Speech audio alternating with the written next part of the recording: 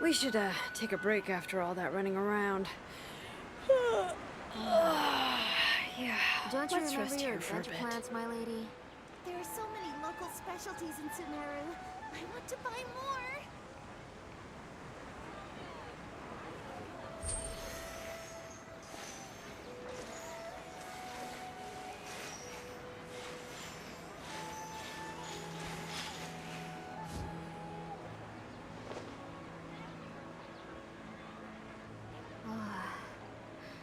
Don't you remember your adventure plans, my lady?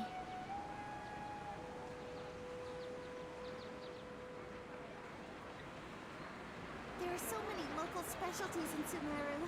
I want to buy more. Bring it!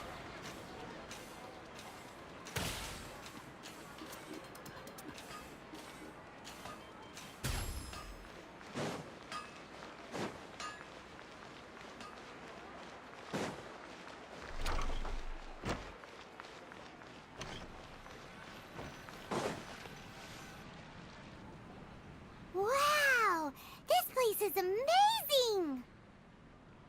Not bad. Last time I was here, the stairs were full of holes. The stairs were nothing. A little while ago, we discovered that the tree above the stage had a huge chunk of bark ready to fall off. Mr. Zubair was worried sick.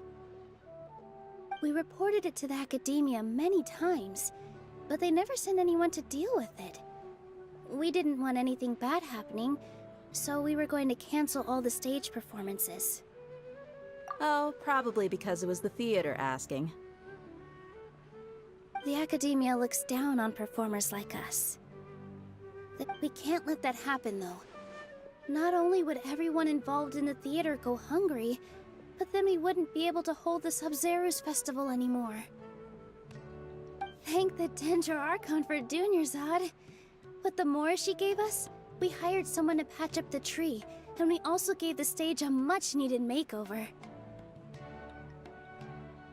The stage is going to be even prettier when it's festival time. I can't wait for you to see it. And I can't wait to see you on the stage.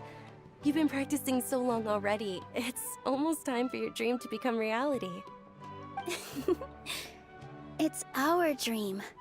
I'll do my best for the two of us. Nilu, what are you gonna be doing at the festival? She'll be dancing the dance of Sabzeruz, the most important performance at the Sabzeruz Festival.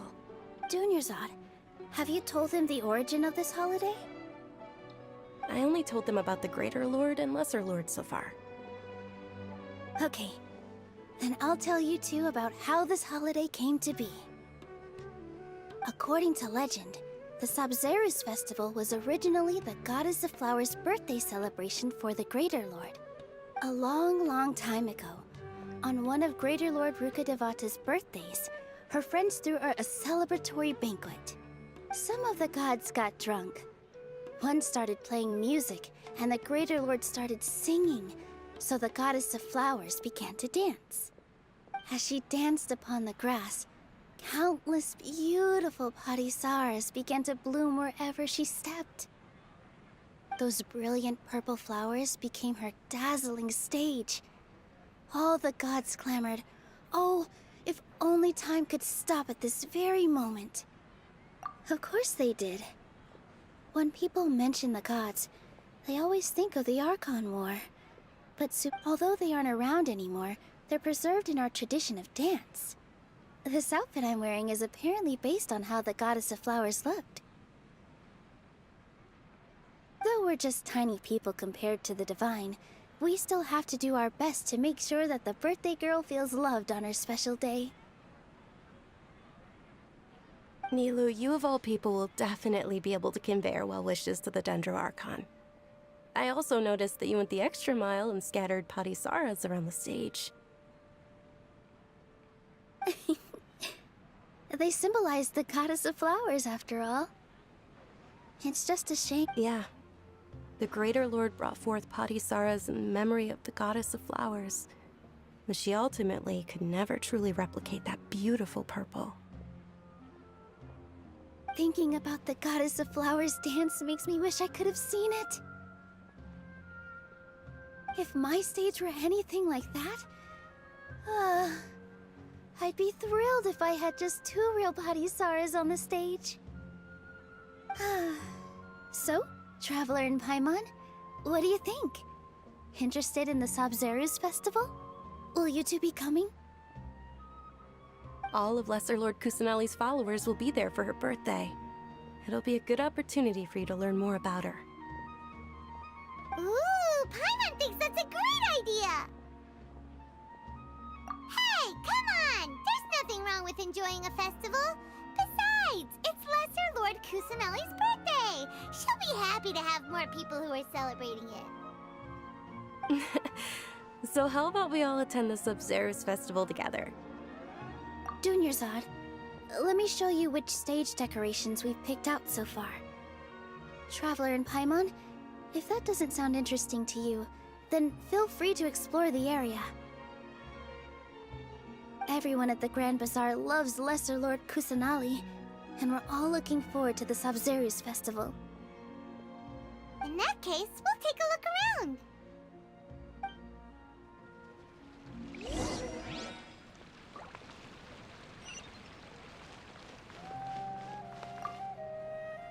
Ah, dancing at the Sabzeruz Festival. You know, I also danced when I was younger. As a child, I even asked my grandmother why we performed the dance for the Lesser Lord when my grandmother said that Greater Lord Rukkhadevata is a beloved deity and honored by all. And Lesser Lord Kusanali is too. If the Goddess of Flowers ever knew Lesser Lord Kusanali, then she would certainly have wished to be her friend and hold celebrations for her too. The Sabzeruz Festival has been losing its appeal over the years. That is, until a wealthy benefactor stepped in this year and brought the festival back to life. I heard she forked out a lot of mora to make it all happen.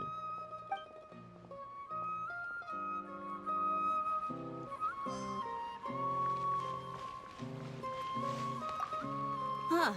Revamping the stage for the festival couldn't have been easy, that's for sure. I don't know much about the Grand Bazaar, but I do know that the residents here have a penchant for song and dance. 2 things that the academia doesn't particularly approve of. Oh, and the perfume sold around here is a lot better than what you'll find elsewhere. The fragrances are longer lasting and they're gentler on your skin and... I mean, that's what I've heard at least.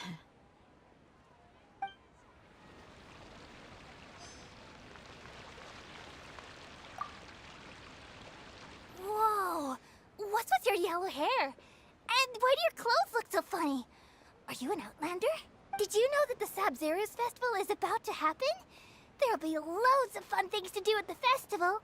But the best part is when Ferris, the Knight of Flowers, passes out candy to everyone!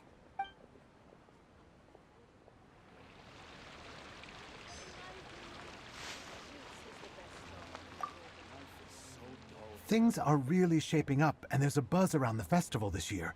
We're expecting people from all over to come by this year and buy things during the festivities. Don't be fooled into thinking that Sumeru City has the best of everything. Some festival snacks are only offered here in the Grand Bazaar. And when it comes to musicians, dancers, or singers, the Grand Bazaar's got the best of the best. Sure, those folks at the academia might not like it, but what's a festival without song and dance?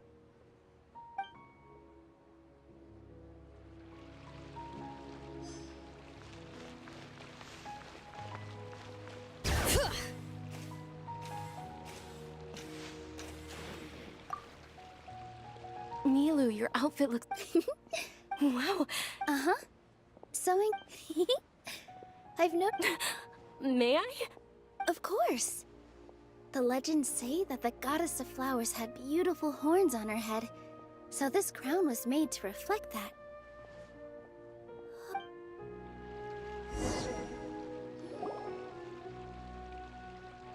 Hey! Is that who Paimon thinks it is? It looks like... Catherine!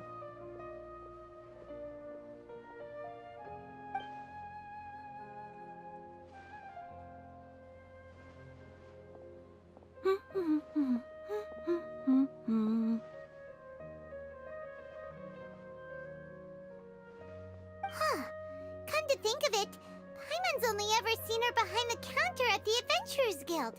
This is the first time we've ever seen her taking a break. Hey, Catherine! Huh? Oh, hey! It's the Traveler and Paimon! What's shaken? Whoa. Break time Catherine sure sounds a lot less formal than usual. Paimon was still waiting for her to say Ad Astra Abyssosk. Sure.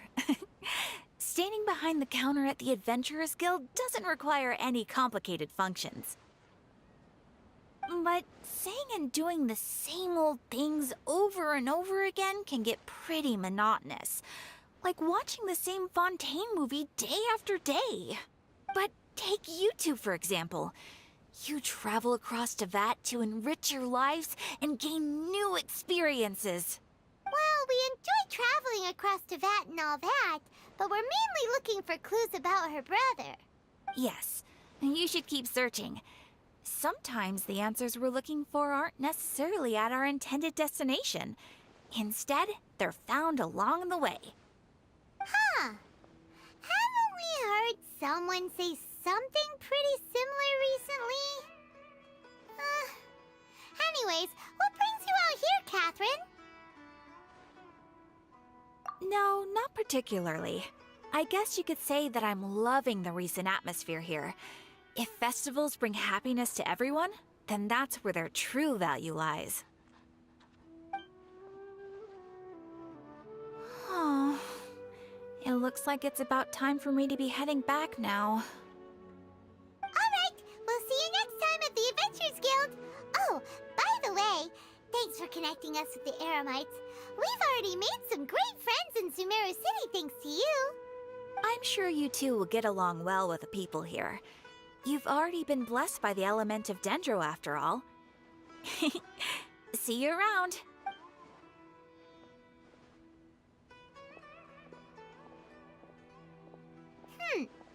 There's something really different about Catherine today. Hey, Traveler. Paimon.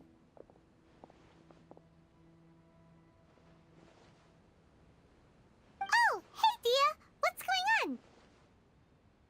I've got something to tell ya. My lady knows you're looking for ways to meet Lesser Lord Kusanali, and she's been trying to come up with a way to help you. Well, I have an idea that might help. Are you serious? We'd love that! It might not necessarily pan out, so don't get your hopes up too much. I'll need to take you two somewhere and ask someone some questions.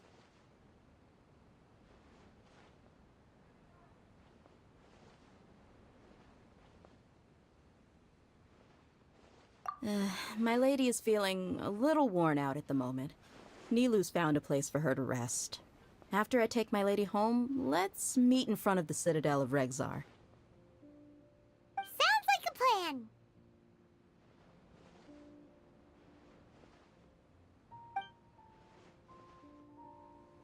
Let's head over to the Citadel of Regzar and wait for Dehya!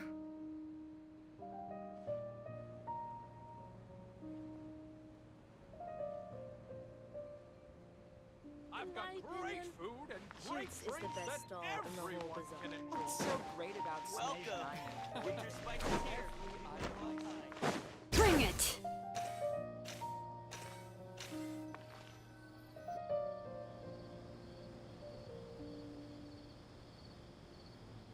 Sorry, I'm late. It took some convincing for the Master and Mistress to believe that Miss Dunyarzad was only sitting in the port for a while because she was in a bad mood. Anyway, I guess I should be thanking you. I haven't seen Miss Dunyarzad that happy in a long time. If it wasn't for you two, she probably would have been caught and dragged back much earlier.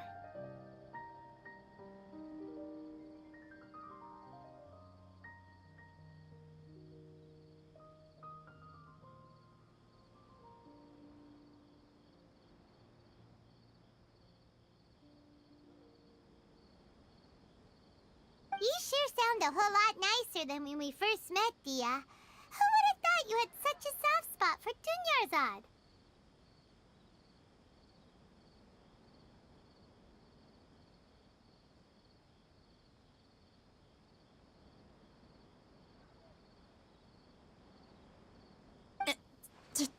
called being a professional. I'm a bodyguard, and I work for whoever's paying.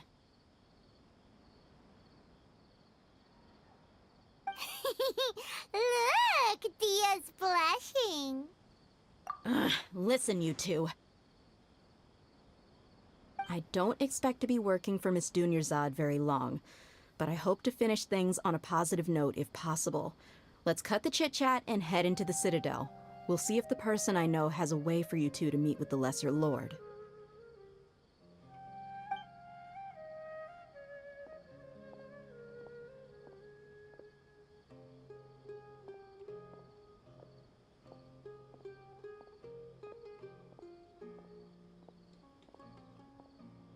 Oh, hey, Chief.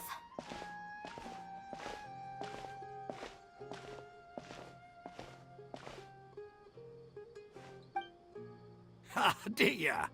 What are you doing here? And well, didn't expect to see you three together. I take it you all know each other already?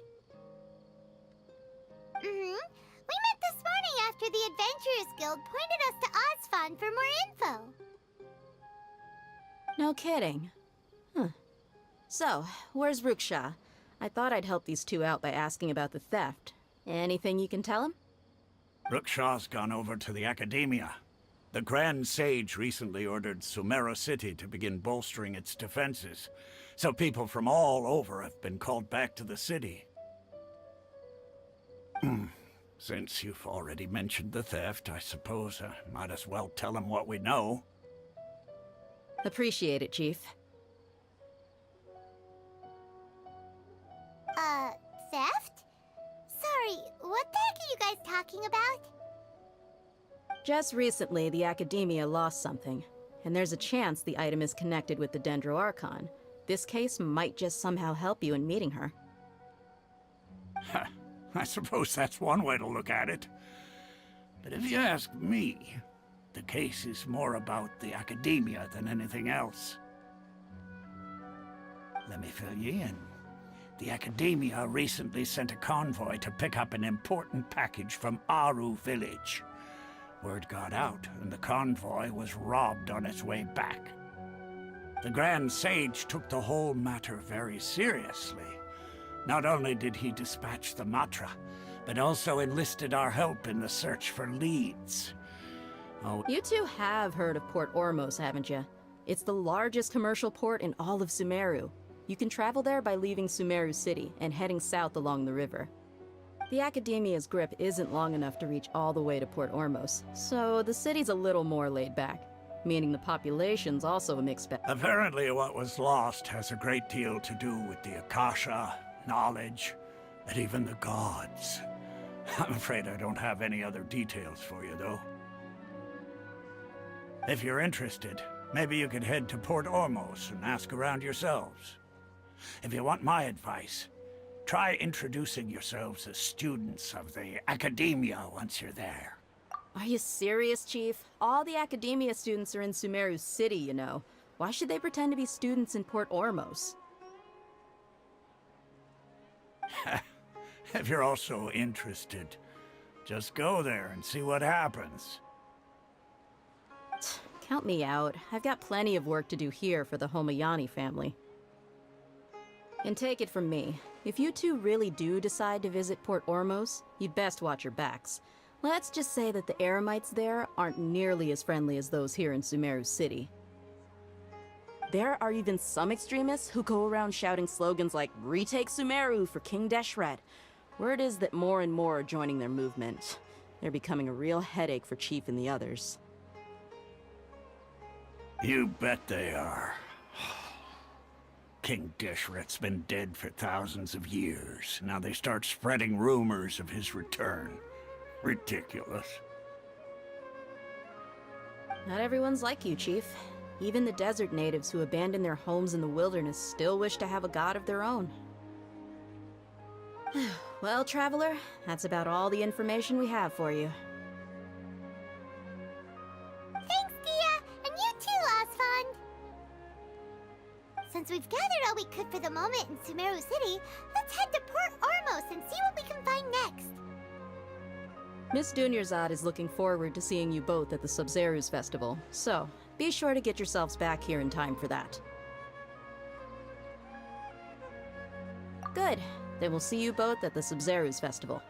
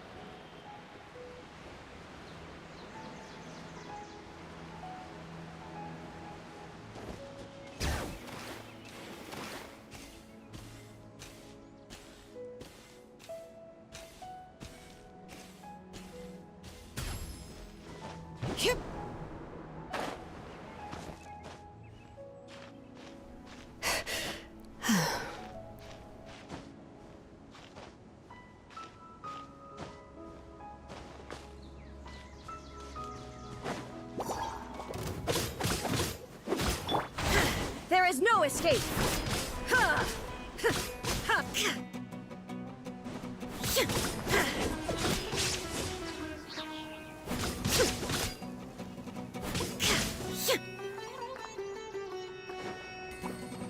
Illusion shattered!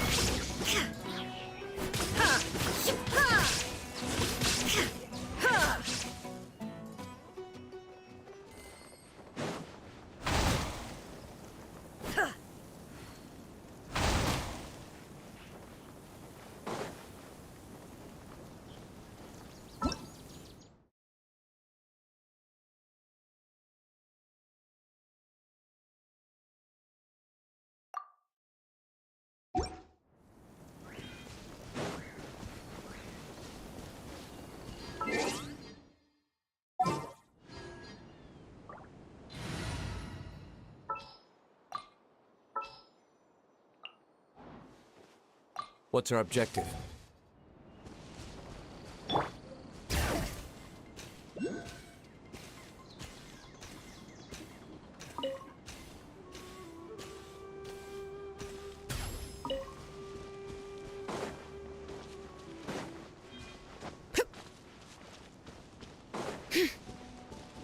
Bring it!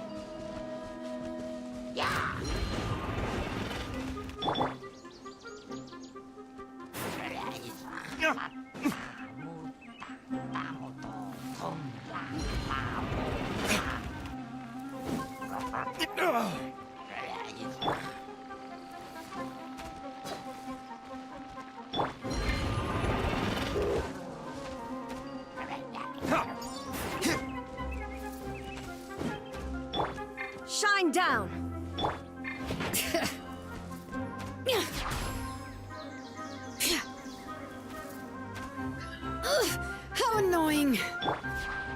Illusion shattered!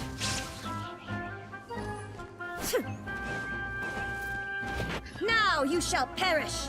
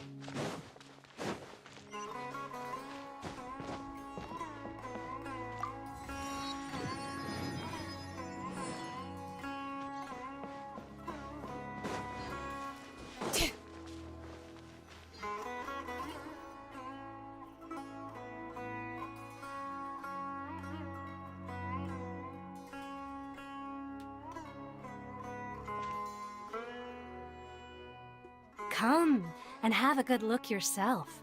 Traditional spices of the highest quality, made with pride and experience. You've got a deal. I can't thank you enough for always looking after my business. Believe me, I'm not making this up. Several Eremite mercenary groups are nearly in open conflict, but does the core of 30 care? Wow! Talk about hurly-burly! This place is busy! Guess that's only to be expected for the largest port in Sumeru.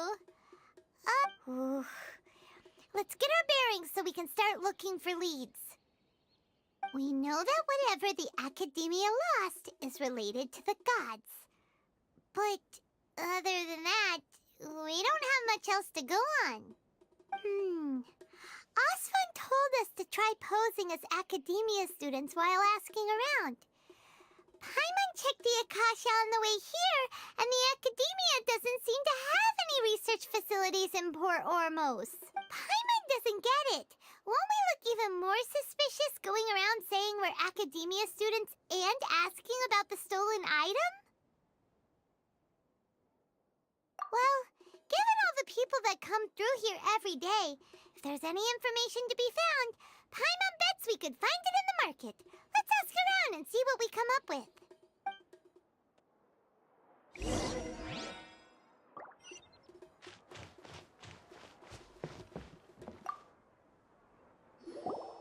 Welcome. Welcome. How can I help you too?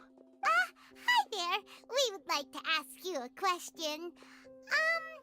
Do students from the Academia ever come to Port Ormos? Of course. Especially around this time of year.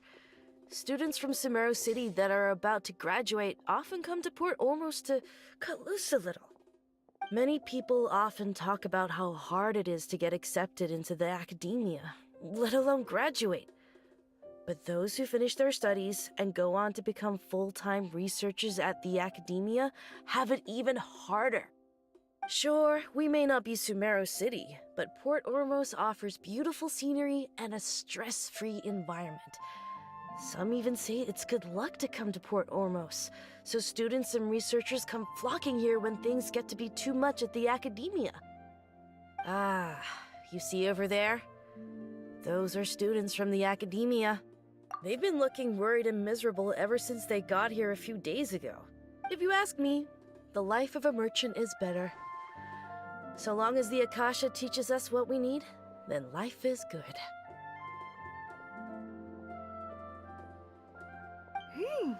Those students seem to be discussing something. Let's see if we can listen in.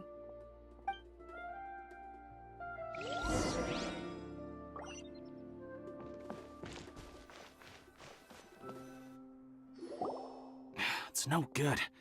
I've tried asking around, but I haven't been able to learn anything useful.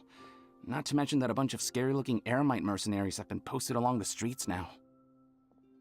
There's been a lot of fighting between the different Eremite factions in Port Ormos. If we choose to move on our own, then it would be wise to steer clear of them. Especially the group that's constantly shouting some stuff about King Deshret and some resurrection. I've even heard that the Citadel of Regzar is starting to get fed up with them. What was that group called again? Ein something or other? They're called Ein El Akhmar. Today, I heard that the thing we're after might be in their possession at the moment. Wait, come again? Don't you see? Many of the Eremites in Port Ormos deal with trading this kind of thing. They're usually pretty wary of outsiders, but not so with students of the Academia. It's because the kind of goods that students are looking for aren't the kind of goods that Eremites are after. As long as they know you're a student, then deals can be made. I've heard that Ain al-Hakmar likes to set up shop at the Jafar Tavern. Supposedly, if you're willing to part with 500,000 mora, they'll give you info on anything. Wait, did you say 500,000? If information alone costs that much, then how could we ever afford to buy what we're looking for? I wouldn't worry too much. Our field of research is very niche. Who else could possibly be after that kind of shady knowledge? I bet it's practically worthless to anyone aside from us. Well, I guess that makes sense. Then the only thing left for us now is to find a way in. Why don't we all just pool our money together and pay for the information?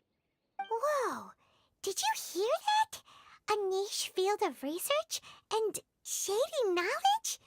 It all sounds pretty suspicious to Paimon. Is knowledge something people just buy and sell like that? So, what's our plan? Wait, didn't you hear what they just said? Buying information is going to cost us 500,000 mora! Have you lost your mind? Oh, all right. Paimon never thought she'd agree to parting with that kind of mora. But if you know what you're doing, then we should give it a shot.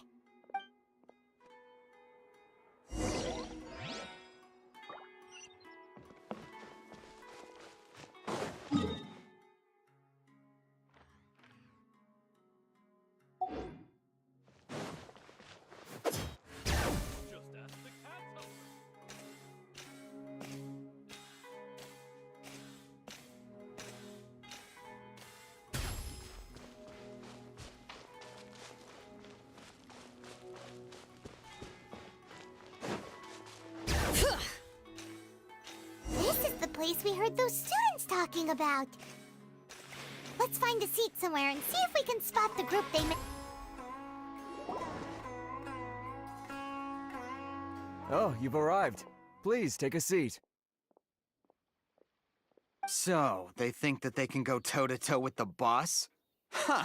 Once we reclaim the power of King Deshret, they'll be the first that the boss punishes. They're nothing to be afraid of. Our main rival now is the Caracal Battalion.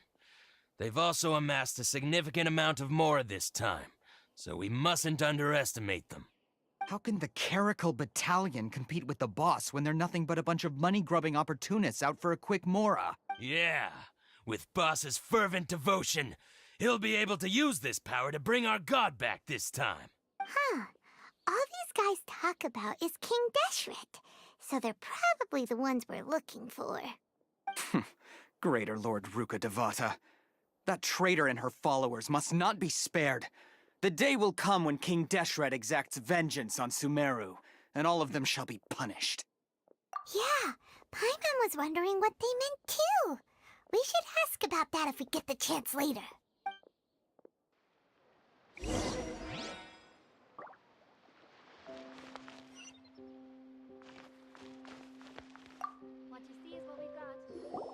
Huh?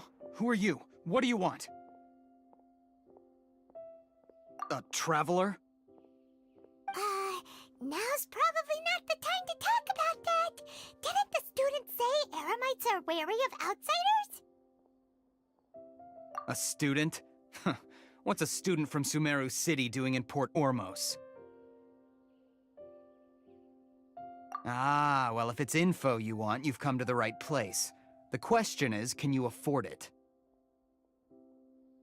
Oh, Paimon can't stand to see so much more go.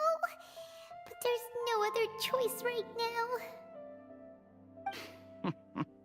Here, this is the merchant's address. Whatever you're looking for, you'll find it there. Well, what are you waiting for? Oh, that's right! We heard you mention King Deshret just now. We're actually interested to know— Fine. Since you've already handed over the mora, I guess I can throw in a little extra info. As you can see, members of Ain al-Ahmar are devout believers of King Deshret. Years ago, King Deshret founded the great desert nation that was our homeland. It was an advanced civilization, far beyond anything you'll see in present-day Sumeru. King Deshret was the rightful god of wisdom, but he was betrayed by a companion he trusted. She even stripped him of his title, God of Wisdom. So, you mean the traitor was— Greater Lord Rukkhadevata, yes. That shameless wretch destroyed King Deshret's civilization, and our ancestors were forced to flee to this land where we were made to suffer the tyranny of our enemies. Furthermore, she conspired with the academia to cover up the truth of her actions, and create the merciful and benevolent facade for which she is now known. Ugh, just thinking about it sickens me. But the story doesn't end there, oh no. King Deshret isn't truly dead. The voice of the Oracle has been heard in the desert, prophesying his resurrection. Mark my words, our god shall return. And when that day comes, all followers of the traitor and all the desert dwellers who have forgotten their true god will suffer retribution together. If what I'm saying makes you shiver with fear, it might not be too late for you to become a believer of King Deshret. I don't have anything to say to you academia people about that. I think this conversation has reached its end. Not just yet. This man is a fraud. Huh? You again? Deranged academia lunatic. Yes, it's me again. I already warned you that if you weren't willing to sit and discuss things with me, I'd take measures to make things uncomfortable for you. Listen to me. That address he gave you is fake. Or at least, you won't find a merchant waiting for you there. This group has been boasting all around that they can provide information on a certain item as a means of luring people into their territory. Once you show up, they keep up the act until they have hard evidence that you want to purchase said item.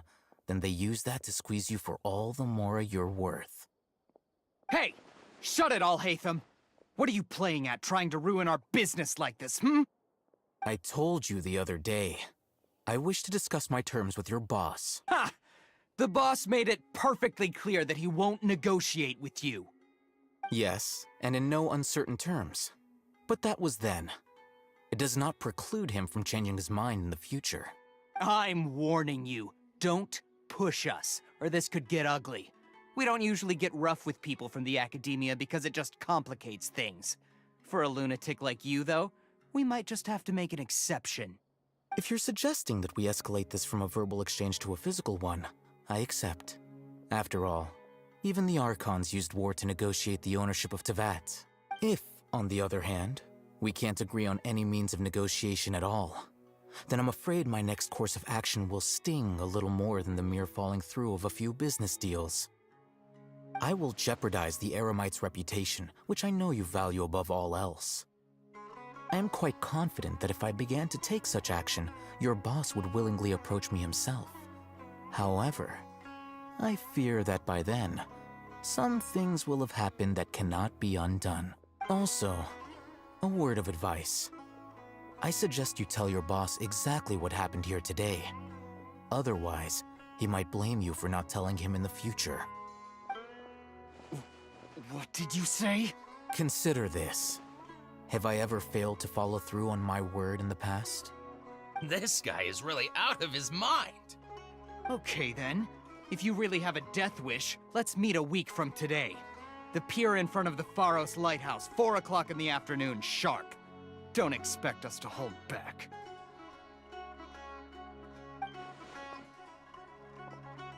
Not so fast. First, you return the 500,000 mora to them.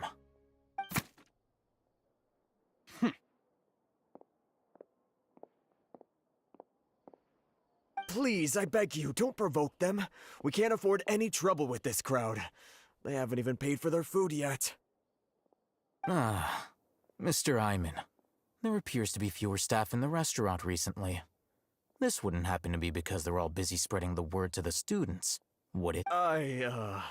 Someone who chooses to do business with a group like that really can't afford to get so flustered the instant someone confronts them about it. Consider the meal compensation for our silence. I'd say you're getting an excellent deal. Whoa, did you see that? He not only got us our Mora back, but sent the Eremites running too! Plus, he seems to know a lot about what's going on around here. Let's catch up with him and ask some questions! He went that way! After him! Welcome. How can there be Kairaki here? Should I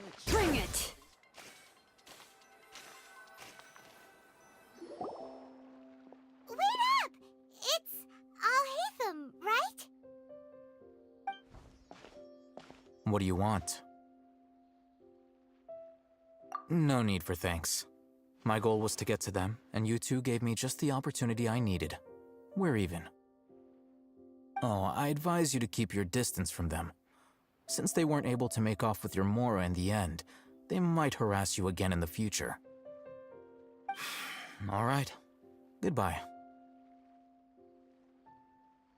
Hold your horses! We still have something to ask. Since you tore through their scam right in front of them, you must know the real story about certain something, no? Who exactly are you two? And why are you inquiring about that? A student. Right. Look, you should know that those thugs conducting business with you had nothing to do with your lie. Huh? Oh, yeah! She's really strong! Weren't you saying something about a physical exchange? We can help with that. She doesn't even have a vision. Forget it. Maybe not, but she can still use elemental energy. Otherwise, there's no way we'd go asking for info from from guys like that. Those high-headed thugs are definitely gonna bring a lot of backup for your next meeting.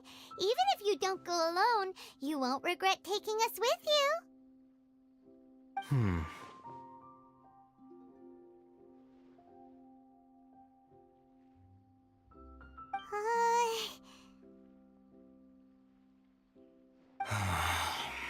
All right, I accept. Got a pen and paper? If you're searching, we'll reconvene at the appointed time by the pier. It doesn't matter if you show up or not.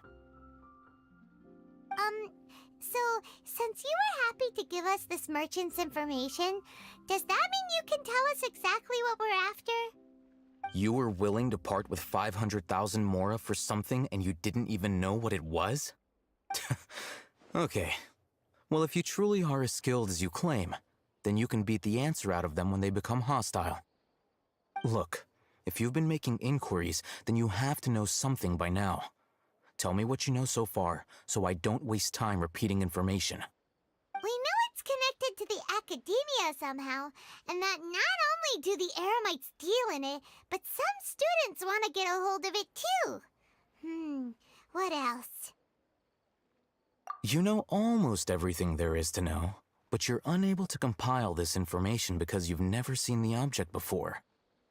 This is what you've been looking for. Huh? Paimon can't tell what it is. It looks like some kind of ornament. This is a knowledge capsule. To put it simply, it's a vessel that can store a fixed quantity of canned knowledge. It's like a miniature Akasha. Anyone who links it to their personal Akasha terminal instantly becomes privy to its contents. Correct. Anyone. Unlike the Akasha, which heavily regulates who can access what information, knowledge capsules confer their contents without any requisites. That's amazing! It's essentially a convenient and harmless vestibule for knowledge. Unfortunately, it's illegal in Sumeru to privately possess or trade them. They were created as a means for scholars to transfer knowledge gained from Irminsul into the Akasha, and are intended to be destroyed immediately after use. But despite strict regulations, some of these knowledge capsules will always escape destruction. After all, there will always be those in this world who are dissatisfied with life as designed for them by the Akasha and wish to change their fate. Over the past century, a wide variety of canned knowledge has been leaked from the academia. Now, in Port Ormos, the valuable ones are a means to Mora for the Eremites. Meanwhile, those which the Eremites deem to be useless to them occasionally prove useful to the common citizens and hapless academia students. Well, I think that about sums it up. Oh, so that's your true objective. With our current arrangement, I don't believe I can offer an answer. You're still resolved. Fine. Let's talk somewhere with fewer people.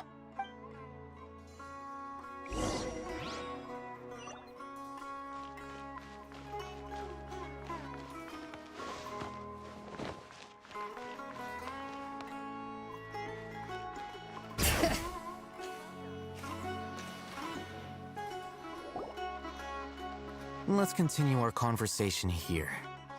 If you wish to learn more about the knowledge capsule that the Academia lost, then you must help me with something. I need you to find someone named Dori, a traveling merchant. Unlike the peddlers who hawk inferior knowledge capsules, she often has quality goods in stock. Some say that as long as there is profit to be made, there is nothing she won't dare to sell. She's guarded against people from the Academia because most of her wares don't comply with Academia regulations. I think she blacklisted me. I met with her informant, but it soon became clear that they had no intention of letting me get any further. Become one of Dori's customers and earn her trust. This is my condition for further collaboration. Why do you want us to meet with her? Until you complete this task, you don't have question privileges. Fine. So how do we go about doing this? You two are outlanders who haven't been here for long, so Dori should view you as safe clients. I'll give you the informant's address and their contact password. Beyond the password, though, I have no way of knowing what other tricks she might have up her sleeve. This is kinda nerve-wracking. The true challenge begins after you meet her. She has a keen nose for Mora and a shrewd eye for wares, and she only likes customers who she deems to have good taste. I'll prepare some funds for you. Buy her highest quality wares and earn her approval. But we only just saw a knowledge capsule for the first time. We don't know how to tell which ones are good and which ones are bad. That's true. Have you two heard of elemental sight? Oh, that's a surprise. Guess I'll have to hold you in higher regard. Anyway, that ability should result.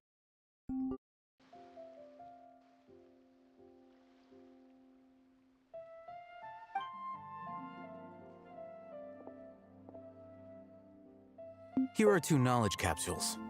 Tell me, can you detect any difference in their quality?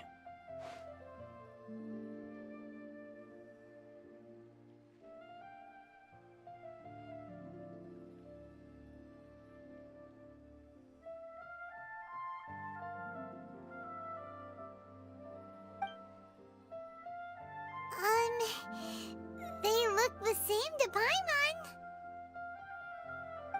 Try inspecting them with elemental sight.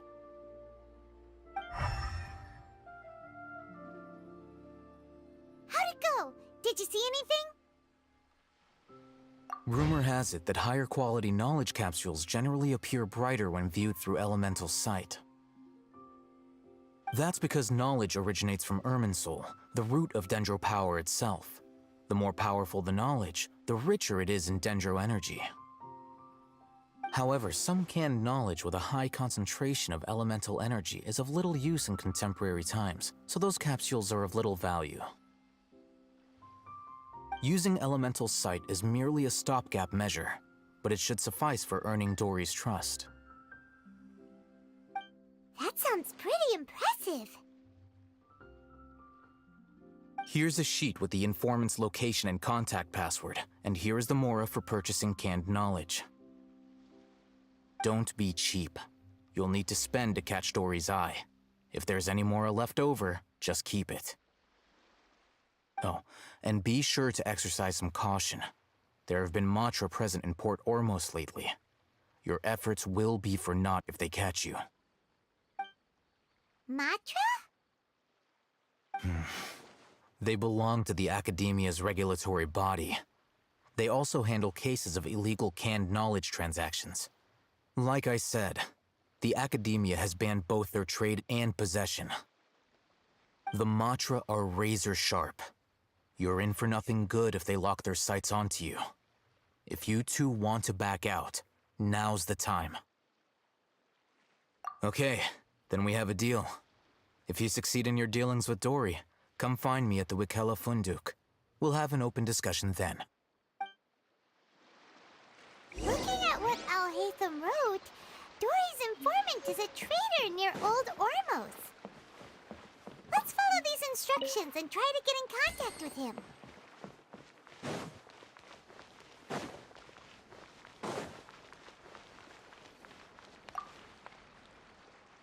Hello. What are you two looking to buy? Wait, are you sure you're remembering that right? Paimon doesn't think it was that on the paper.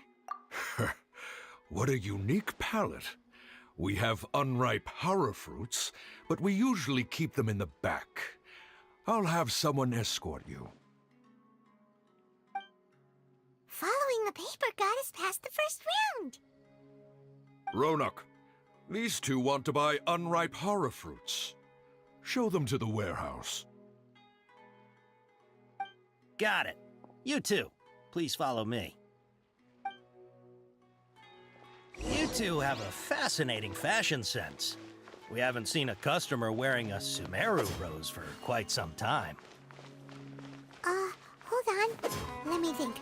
Sumeru rose means common merch. No, look again. We're obviously wearing morning flowers. Ah, my mistake. I do apologize. Whew. That pop quiz sure was scary. Ah, the warehouse is up ahead. Please follow me.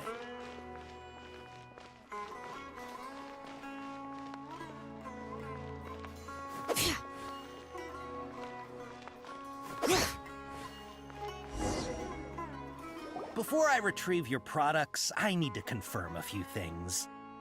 Please forgive me, but we may not have sufficient stock for you today.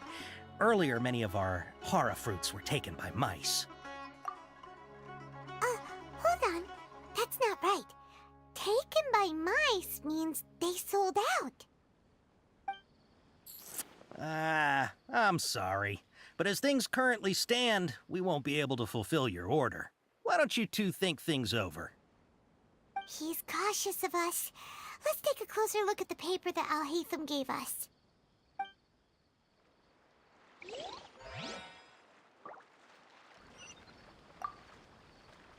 Before I retrieve your products, I need to confirm a few things. Please forgive me, but we may not have sufficient stock for you today. Earlier, many of our horror fruits were taken by mice. Thanks. If better goods come in, you'll be the first to know. You look like you have some skill. Why don't I pick out some fruits that'll make you dizzy? No, that's not it. The paper said that heat stroke is the answer to erudition. Eating something that... I'm sorry. He's cautious of us. Let's take a...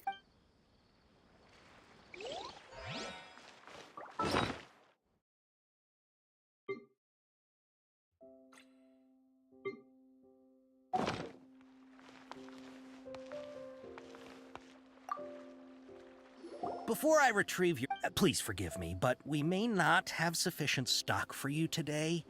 Earlier, many of our horror fruits were taken by mice. Thanks. If better goods come in, you'll be the first to know. You look like you have some skill. Why don't I pick out some fruits that'll make you dizzy? Yep, that's the right answer. But eating horror fruit that makes your head and ears ring sounds like a bad life decision. Would you like your horror fruits to be packaged in the Sumeru City or Port Ormos style?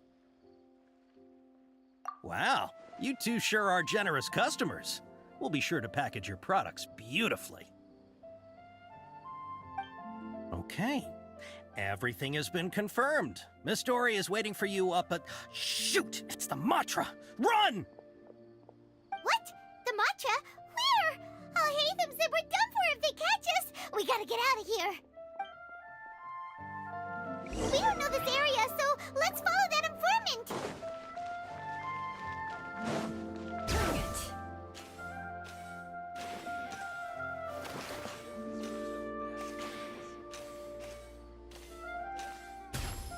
How come nobody here knows what's what? I think a creepy crawly got into the cooking pot.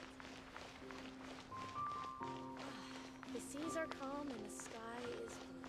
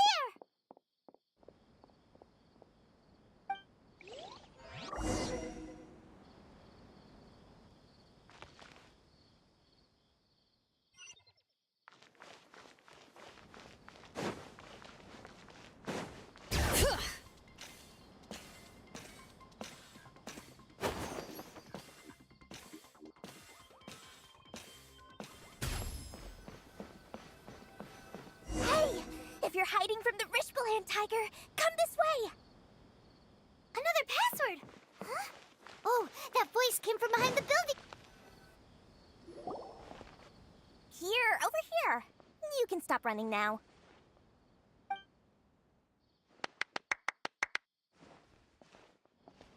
So you were the one who was calling out to us just now. But, are we definitely gonna be safe here? These two good customers wish to buy some horror fruit, Miss Dori. And if there's nothing else, I'll just excuse myself.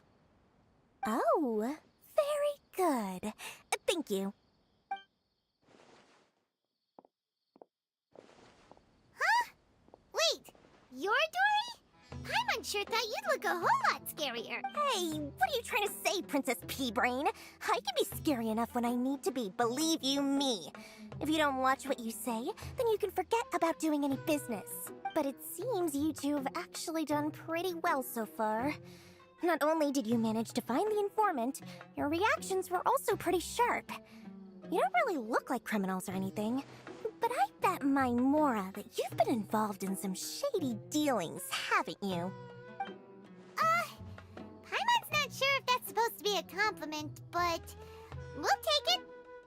I can't risk doing business with people who start huffing and puffing after just a few paces, no matter how much Mora they might have. Not only will they get caught by the Matra, but they'll also get us into trouble. As decent folks trying to run an honest business, we don't need any of that. Wouldn't you agree? So that's why I prefer to have customers like you. It's your first time here, but don't worry, I won't ask too many questions. Even if you wish to buy enough knowledge capsules to decorate your house with, please, knock yourself out. As long as you have lots of round, shiny Mora, then we're all good. Ah, yes, of course, of course. Go ahead, help yourselves. Voila! Wow, she has a trove of canned knowledge. Whew. She'd probably be in serious trouble if the Matra caught her with all this. What kind of products do you seek, my dear customers? Don't worry, I'm not interested in your reasons for buying. I can, however, offer some suggestions. Take this one, for example. An analysis of the sociological ideology and dialectics of the Hilichurls. Only 3 people in all of Tevat have ever studied it, making it extremely rare. It's on sale now for 350,000 Mora. Yeesh, who would want to be an expert in that topic? Or how about the architectural styles and construction methods of Tevat in the early Archon War period? With this one, you can become an expert in historic architecture preservation and find an excellent, well-paying job in nearly any nation. Ooh, now this sounds like it could be useful. 2 million Mora, and it's yours. No discounts. Whoa, that's a lot of Mora! Of course, you are free to pick whatever your heart's desire. The contents and price of each knowledge capsule are indicated in small text on the body of each one, down at the bottom. All right, let's try the method that Alhaitham mentioned.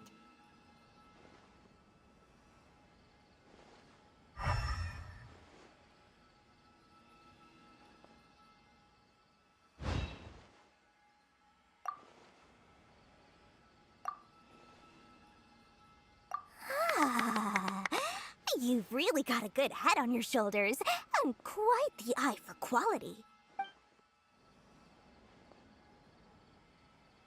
We'll take these, please and thank you. My oh my, you are blessed with a taste for both the exquisite and the extravagant. Customers like you are a rare breed. 1 in 100. No, 1 in 1,000 even. Listen.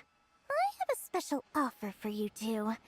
If you spend just 100,000 more, you can pick any knowledge capsule of your choice up to a value of 1 million Mora. Say what now? Hey, did you hear that? Spend another 100K and we get a capsule worth a whole 1,000,000! But all the canned knowledge we just bought is easily worth 500,000 Mora.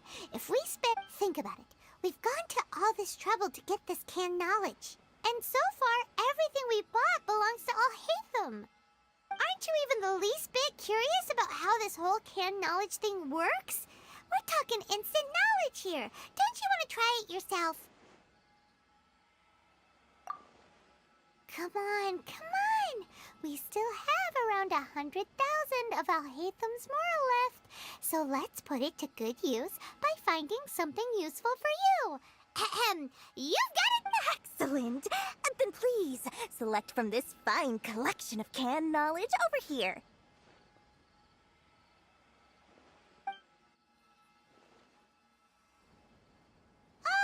Hold on a second. Paimon thought we could choose whatever we wanted. Why can't we? Oh, but my dear customer, the knowledge capsules over here are worth 1 million more. Oh, Paimon has a bad feeling about this. Let's use Elemental Sight again to check these.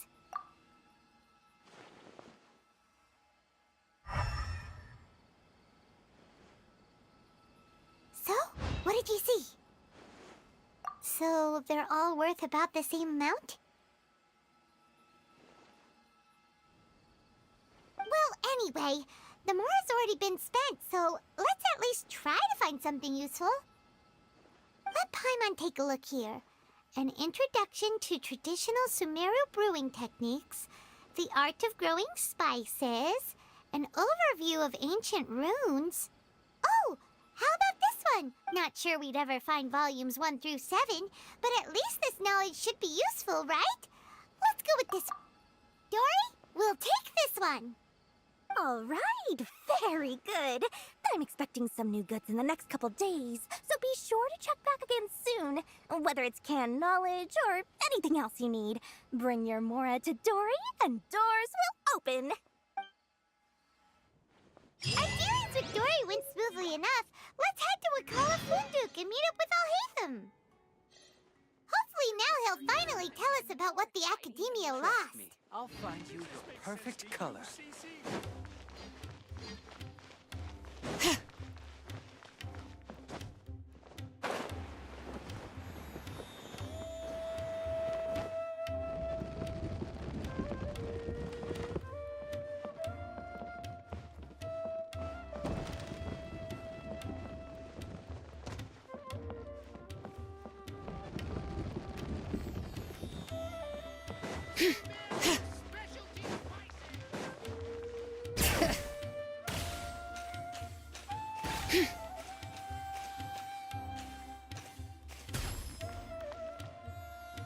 Ha, you two made it.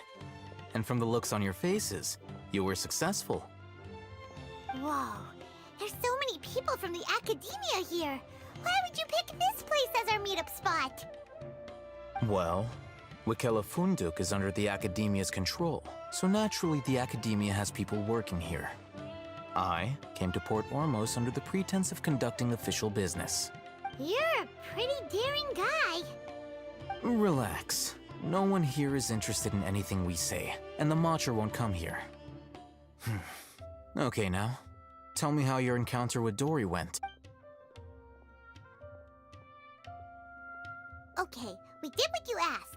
So, can you tell us about the knowledge capsule that the Academia lost now? Before that, I have to ask, why are you two so intent on tracking it down?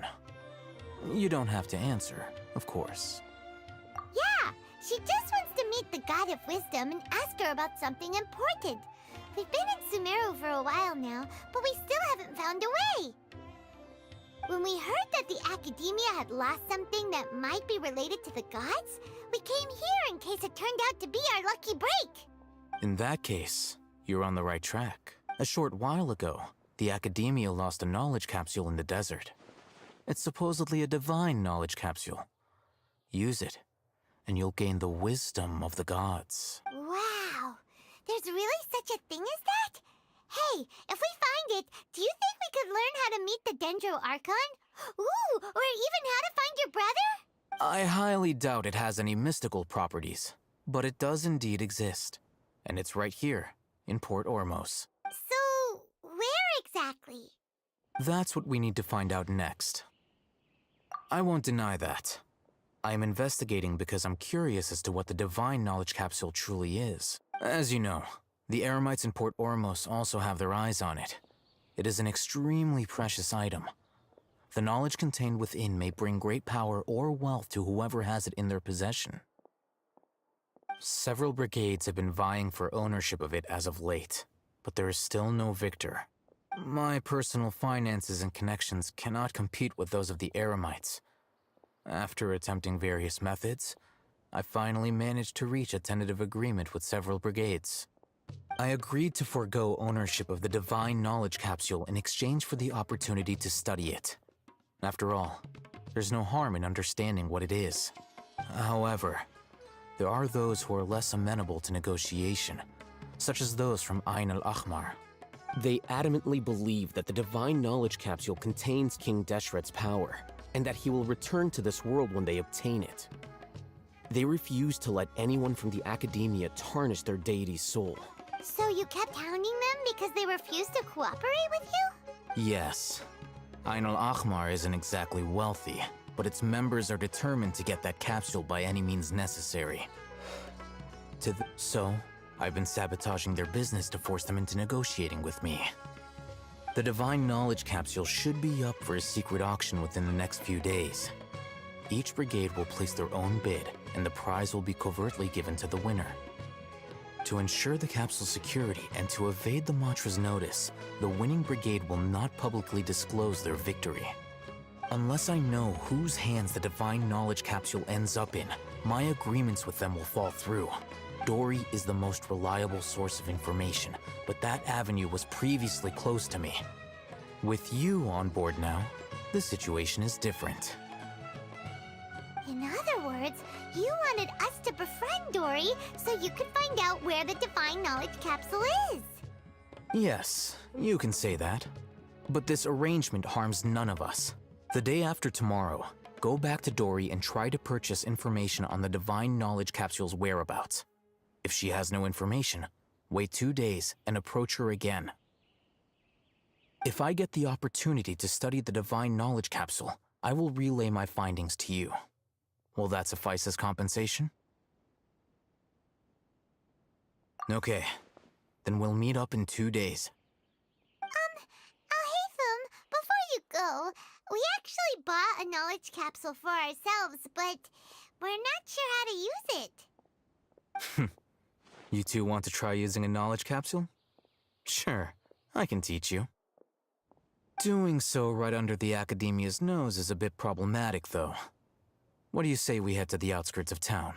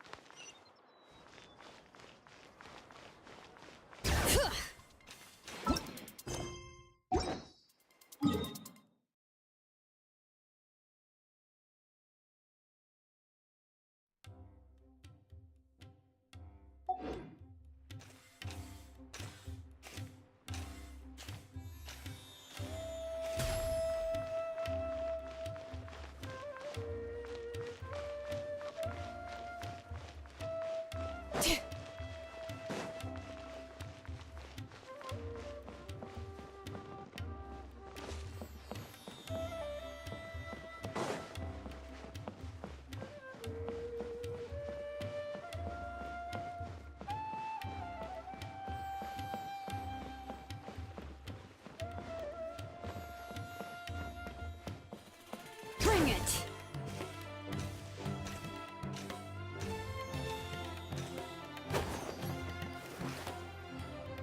All right, this place works. Show me the capsule you purchased. Here! Sword Fighting Techniques 8. Huh. A combat class knowledge capsule. This class is something of a rare find these days, since most have been taken by the Eremites to augment their battle capabilities. Really? Aw, yeah, what a great buy! If you want to determine the efficacy of this capsule, I can evaluate your combat ability. However, effects will likely be minimal if you already possess a high amount of strength.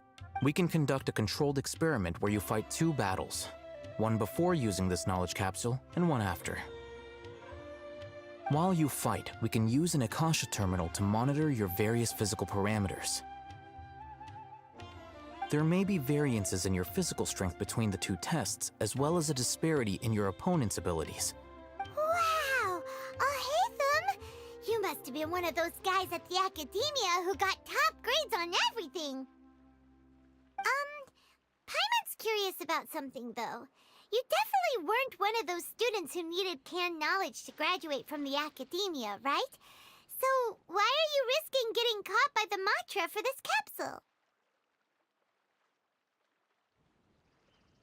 When you are unable to understand a researcher's actions, most cases can be attributed to curiosity. This is but one theory. Sounds like you're trying to avoid the question. All right, let's begin the test. Just fight as you normally do.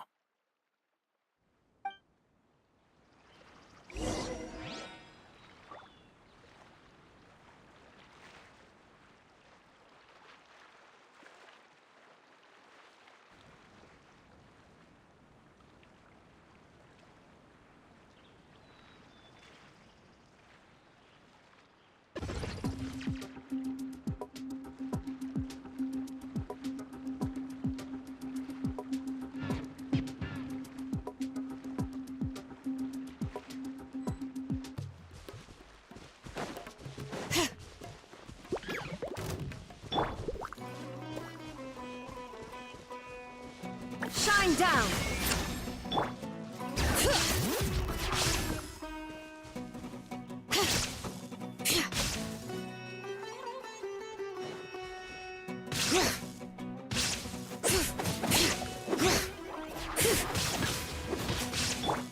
There is no escape!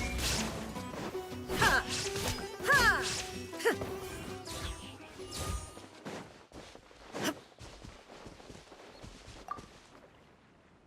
All right. I'll link your Akasha terminal to record data. The next step is to use this knowledge capsule. Hold it in your hand. I'll help you establish a connection with it so you can activate its power.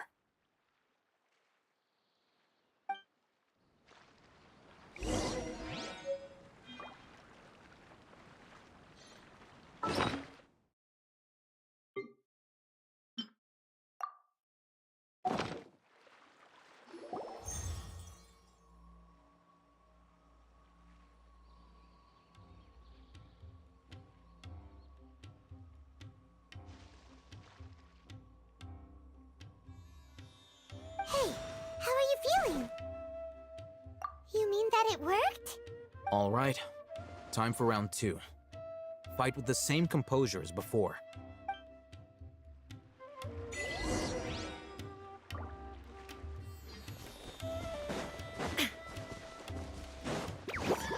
Illusion shattered!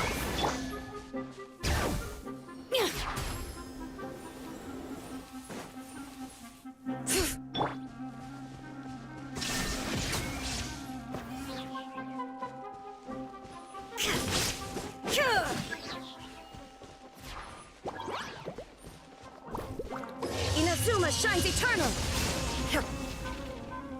Shine down!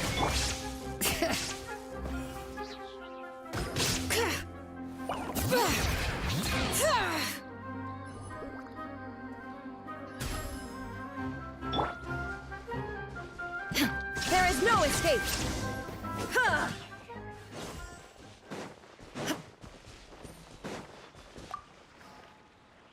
Now, I'll start recording data again. Ahitham, how's it going? Well, the knowledge capsule you purchased did improve her combat capability. During the second fight, her overall fighting performance increased by 0.073%. Wait, how much?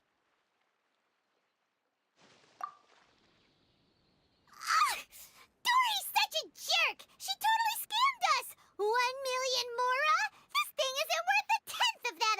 Of course, this could be because she is so powerful that the capsule's contents were unable to produce a substantial increase. At the very least, this test allowed me to gain more insight into you two. Our deal seems increasingly worth my investment. I'm heading back to Ikela Funduk. I await your response in 2 days' time. This is Mora for when you ask Dori for information. Pay her as much as she requests.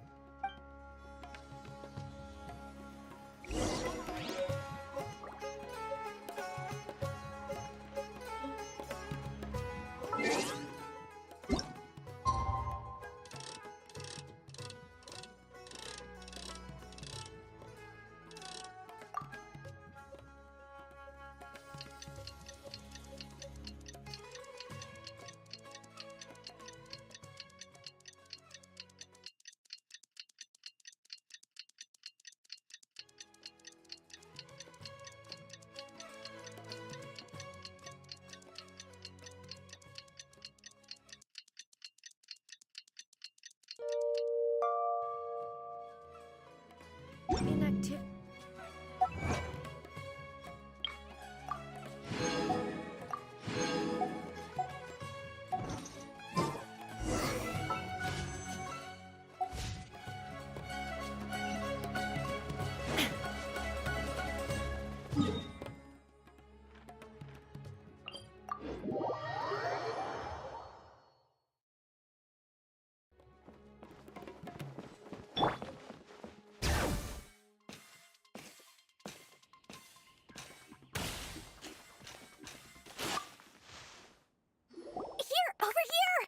Welcome back, my loyal patrons.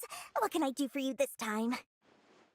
You name it. Canned knowledge, supplies, or anything else you need. I'll find a way to get it. What, can you really get us anything we want? Anything at all? Aha! So it appears that canned knowledge alone is no longer sufficient for your opulent appetite. Then please oblige me. Tell me what you have in mind. Oh!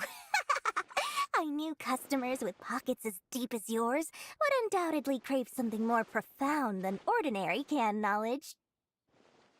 But you know, that kind of information isn't going to be cheap. After all, I had to work really hard to weasel my way into the auction site.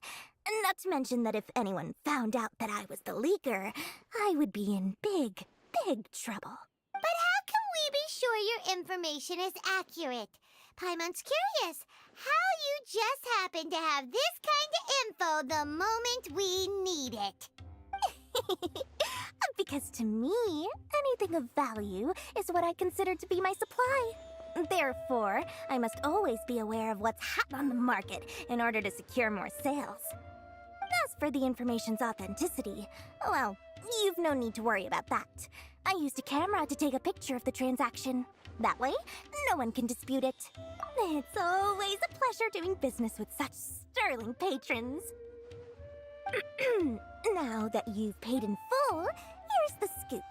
The Divine Knowledge Capsule was purchased yesterday by a certain Misery, the leader of Ain el-Ahmar. Ain el-Ahmar? You mean the Eremites who worshipped King Deshret? Ah, so you're already familiar with them. The group has done everything in their power to obtain the Divine Knowledge Capsule. After all, they believe it contains the power of King Deshret. That Divine Knowledge Capsule is unlike any other canned knowledge I've seen before. It was glowing bright red. The capsule is clearly visible in the picture I took. You can look for yourself. Thanks for the info, Dori. Please, it's my pleasure. It's all thanks to discerning customers such as yourselves that my efforts yesterday were not in vain. Please, don't hesitate to contact me if you ever need anything else in the future. Well, we figured out where the Divine Knowledge Capsule is. It turns out it ended up in the hands of Ain el-Ahmar. Let's head back and talk to Al-Haytham. Bring it!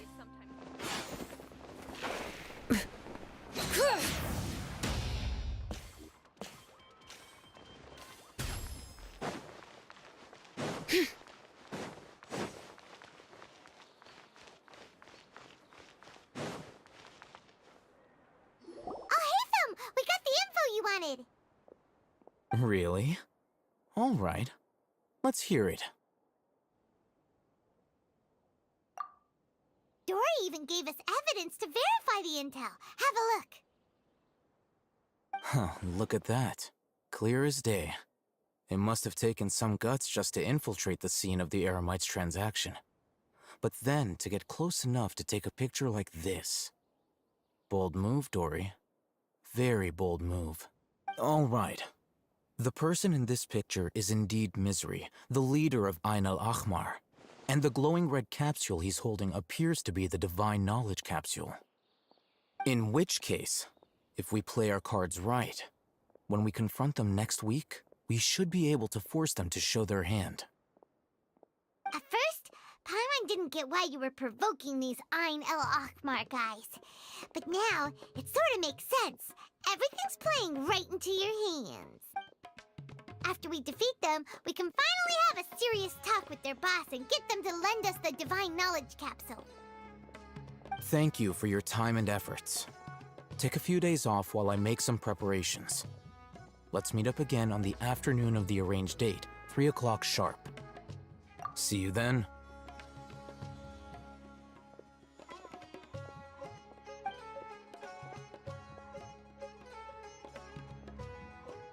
Oh, Hatham sure is taking his time. Where could he be? Oh, there he is. Sorry to keep you waiting. Let's head to the pier in front of Pharos Lighthouse. Yep, let's go.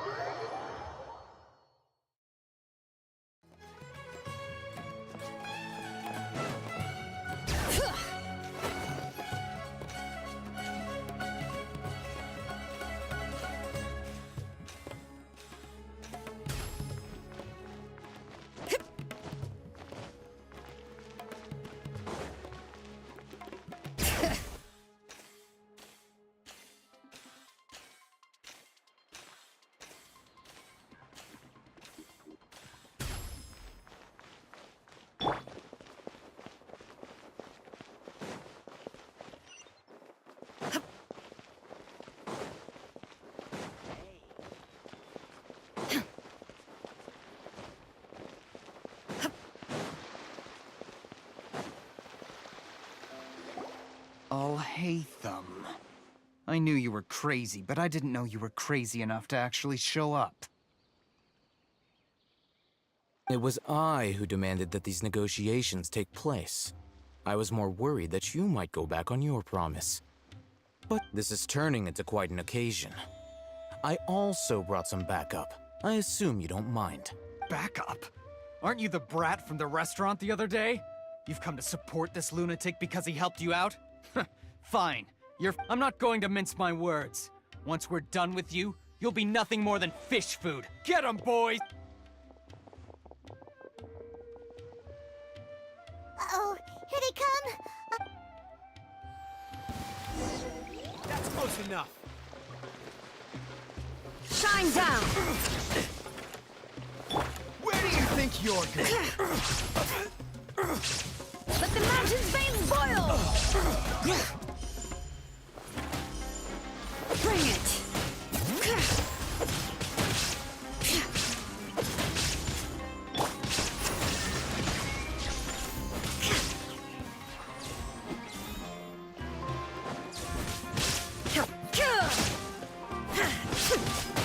There is no escape!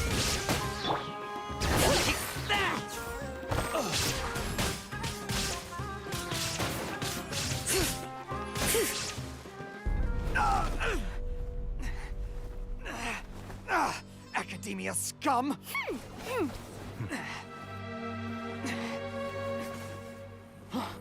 Boss! Finally! Did you use it? Great! Now we can...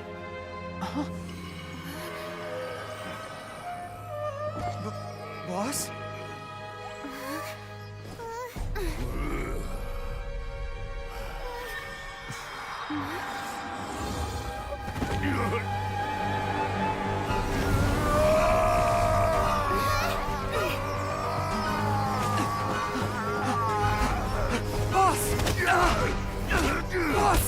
What's wrong? What happened to him? We have to cut his Akasha connection, now.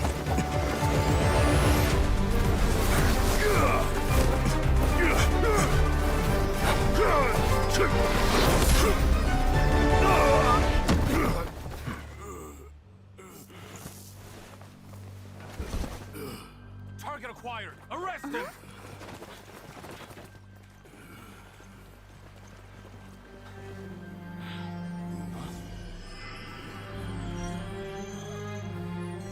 Do not impede our work. Is that understood, Al-Haytham?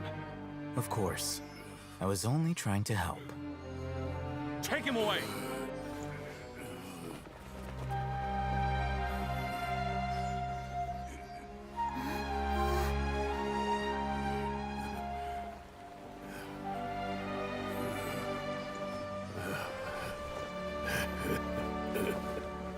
World, forget me.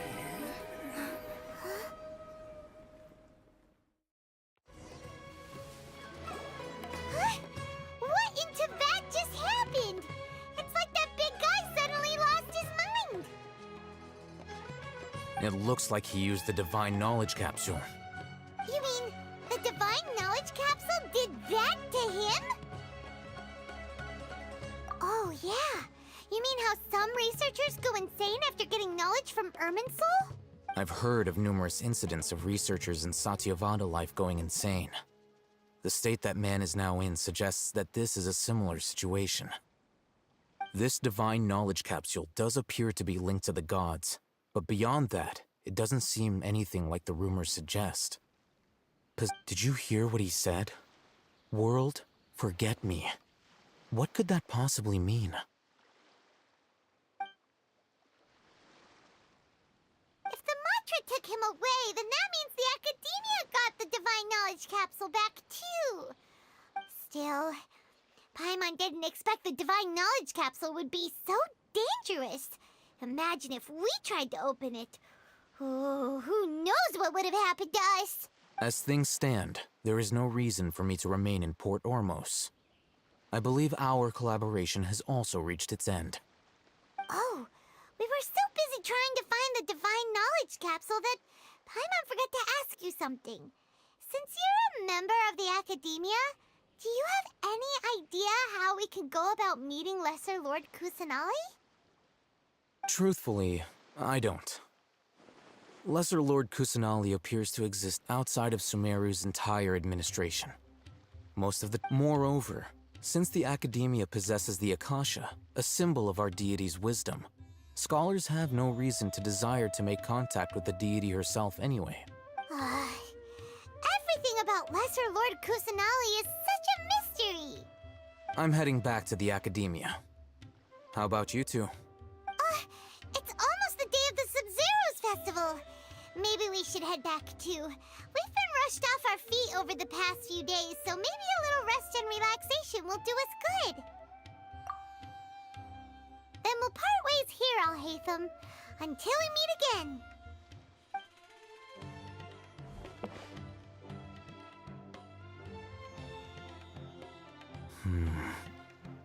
Now, do I deal with this thing first? Or should I produce the report that the higher-ups require?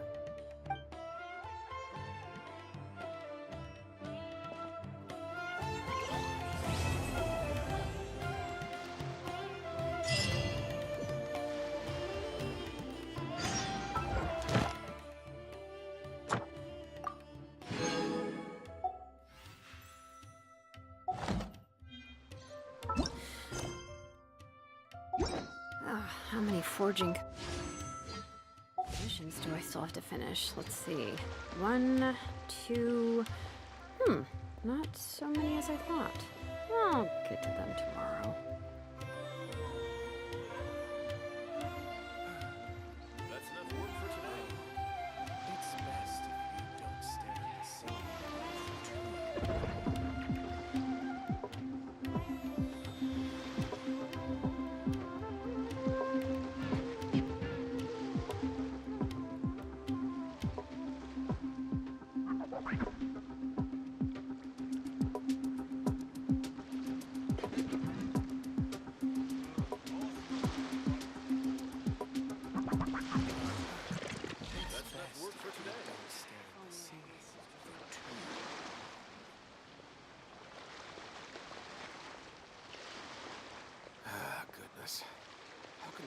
people be so gullible?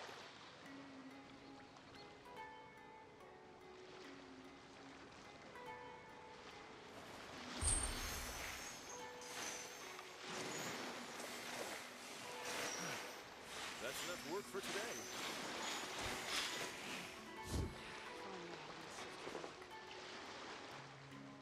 Oh, it's best if you don't stare at the sea for too long.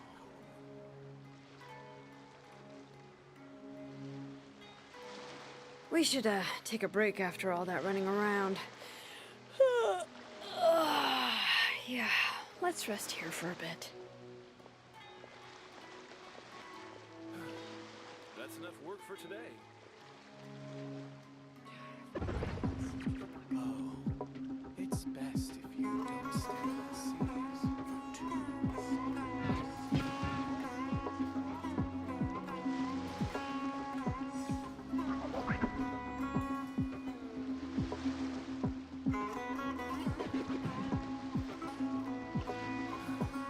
That's enough work for today.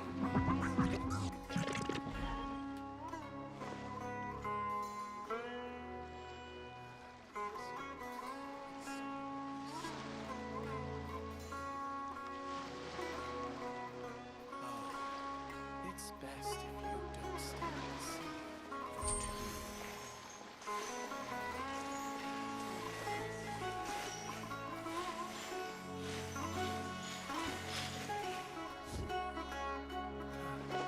That's enough work for today.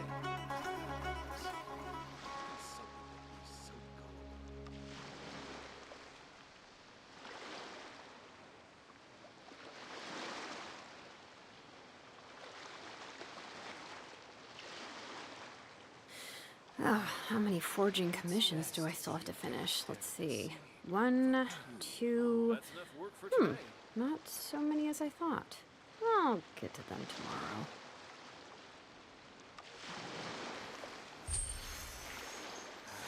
Goodness. How can some people be so gullible?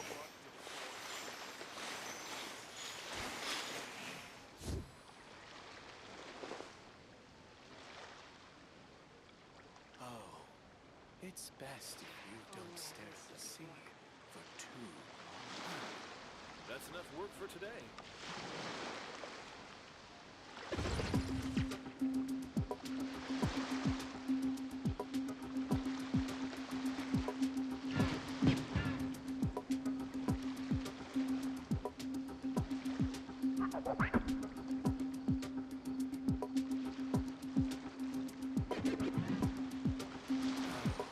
That's enough work for today.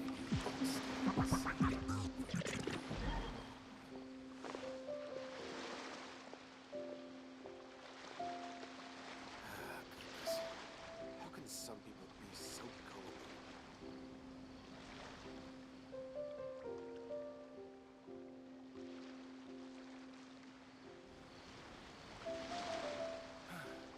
That's enough work for today. It's best if you don't stare at the sea for too long.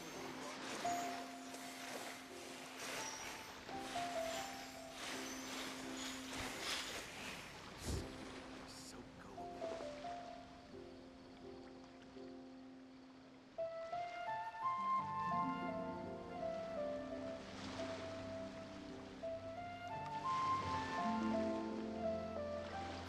We should, take a break after all that running around.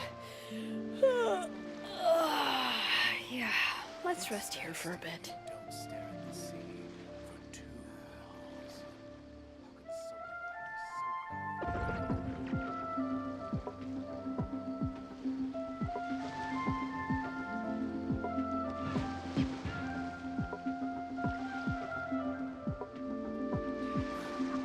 That's enough work for today.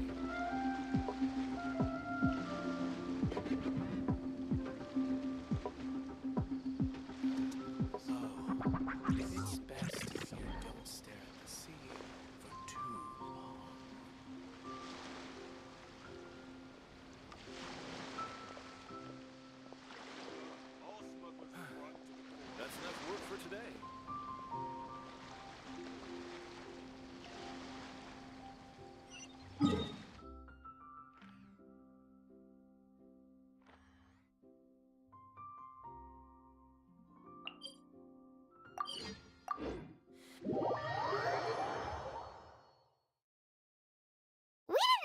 the Sabzeruz Festival, right?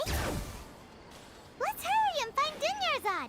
Paimon thinks she must be around the Grand Bazaar, since she showed us around there last time.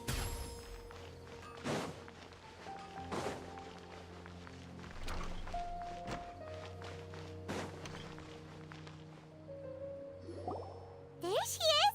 Dunyarzad, we're back! Just as promised, Traveler and Paimon. I'm so glad that you two came back to celebrate Lesser Lord Kusanali's birthday. Indeed. The festival's tomorrow. We've been preparing for so long that I can't help but feel a little nervous. There's no need to be nervous. Paimon's sure that Lesser Lord Kusanali will feel everyone's gratitude. Thanks, Paimon. I hope that everyone who comes to the festival will also have a good time. Speaking of which, did you manage to make your way to Port Ormos? Discover? Of course we went! A lot of things happened there. I see. Sounds like you two had another exciting adventure. If there is another chance, I would love to join. My lady, if you went to Port Ormos in your current state, we'd both be in for a lifetime of trouble. Dehya! You were eavesdropping! It's called covert protection. Keeping an ear out for what's going on around my employer is part of the job. It's all right, Dehya. I merely said I would like to go. I know better than to think my body could handle it.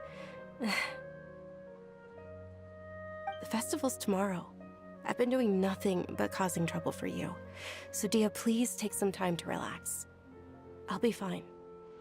Even when you put it that way, it still doesn't feel right. Don't worry, my guardian knight. Okay, fine, but only tonight. Tomorrow's a big day, and many no-good scumbags are gonna try to take advantage of that. Oh, you two must be exhausted from your long journey back to the city. My apologies for not realizing this sooner. I've already prepared a room for you to rest. Please follow me. Whoa, you're so thoughtful. Paimon's so ready.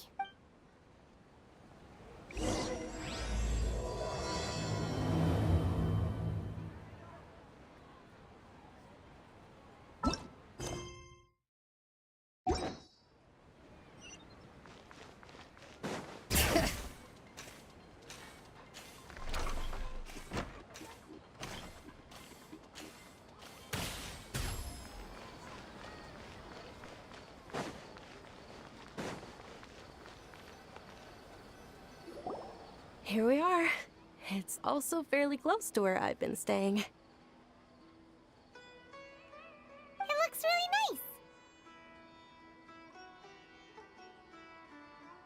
nice. Not at all. Just tell me more about your adventures when you next get the chance. That's Paimon's specialty. Paimon can tell you stories next time.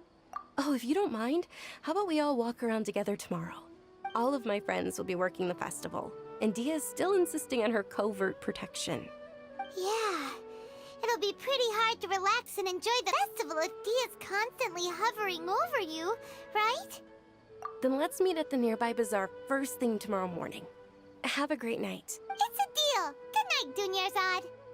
I may be too excited to fall asleep tonight. See you tomorrow. Paimon's starting to really look forward to the Sabzeruz Festival too. Will there be lots of yummy food? Oh, no. Thinking about food is just gonna keep Paimon up all night.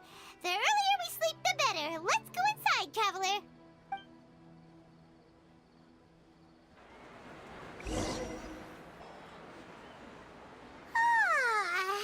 Did we oversleep? We should go meet Dunyarzad right away.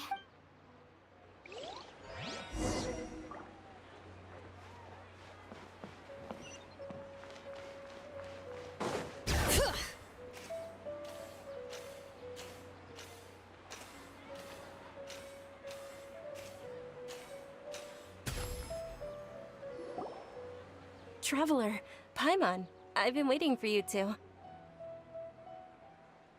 Good morning, Dunyarzad. We must have overslept a little bit. Not at all. I arrived early. Today is finally here. I must cherish every moment as if it were gold. You've worked so hard for this day. You gotta enjoy it to the fullest. You know it. Oh, it's just that, as expected, I had some trouble falling asleep last night. I'm hoping my body won't be too much of an issue today. Well, shall we? Let's start with the stalls over there.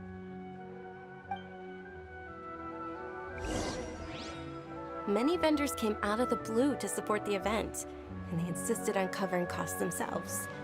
Let's go give them some business. They paid for everything out of pocket? Oh, sounds like they're not in this just for the Mora. They all said that contributing to a lively festival atmosphere is more important than money. Especially since we don't often get to celebrate Lesser Lord Kusanali's birthday. Ooh, they're selling food over that way! Let's go take a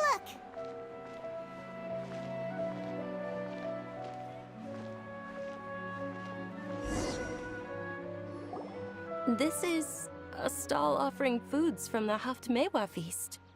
Oh, you could tell straight away. I thought most people nowadays wouldn't know. Mushrooms, flowers, and all kind of fruit? It's all vegetarian stuff. Oh, Paimon's a little disappointed. So, what's the Haftmewa feast you mentioned just now? It's another Sabzeruz Festival tradition. People used to set their tables with 7 different foods. Generally speaking, the most common selections were foods like Rukashva mushrooms, Nilopala lotuses. So, the Sabzeruz Festival is a vegetarian holiday? You don't have to be a vegetarian to enjoy the spread. We just... Wait! But if that's the case, if Sumeru uses vegetarian food to represent the Dendro Archon, then wouldn't the Pyro Archon's festival be full of food like roasted fowl, juicy meatballs, grilled steak? Oh, Traveler, we have to go to Natlan as soon as possible! I hope your wish comes true one day, Paimon. Thanks! Alright, how about we also check out some of these other stalls?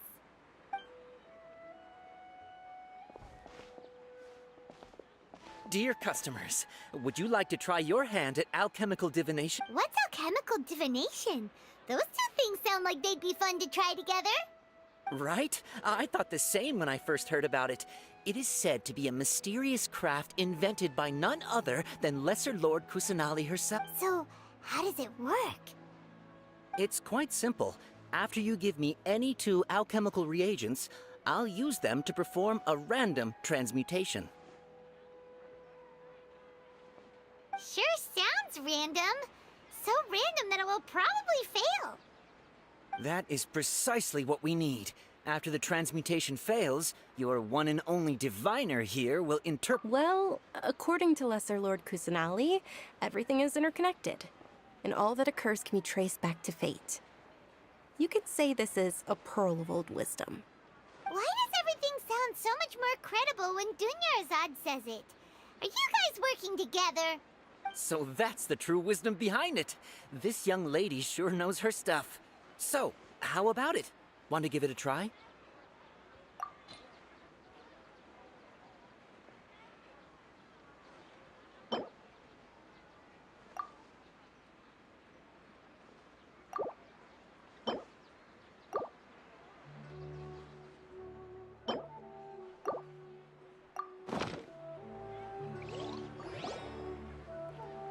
Okay, one moment. It's the moon. Paimon wants to take a look too! Is it? It looks more like a pie that Paimon bit into.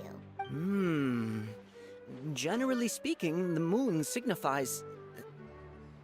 It means... Wait a moment. Is he really looking it up in a book? Oh, I remember now. It means illusions and lies. Illusions and lies? That sounds rather ominous. Yes, but this book says that if you trust your intuition and overcome your fears, the sun will surely rise. He's not even trying to hide his book anymore. Naturally, fate will only ever show you the beginning of a journey. It is up to you to forge your own ending. Oh, thank you so much. I'll keep that in mind. Oh, it's nothing.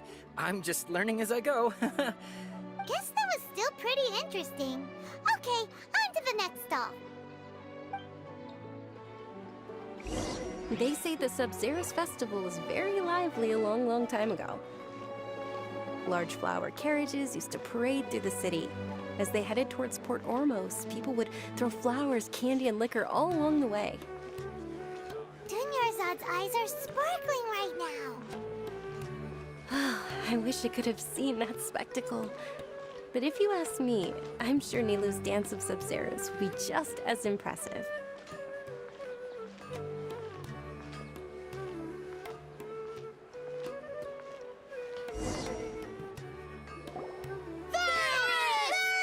Attention! Soldiers, fall into formation if you want any Yalda candies.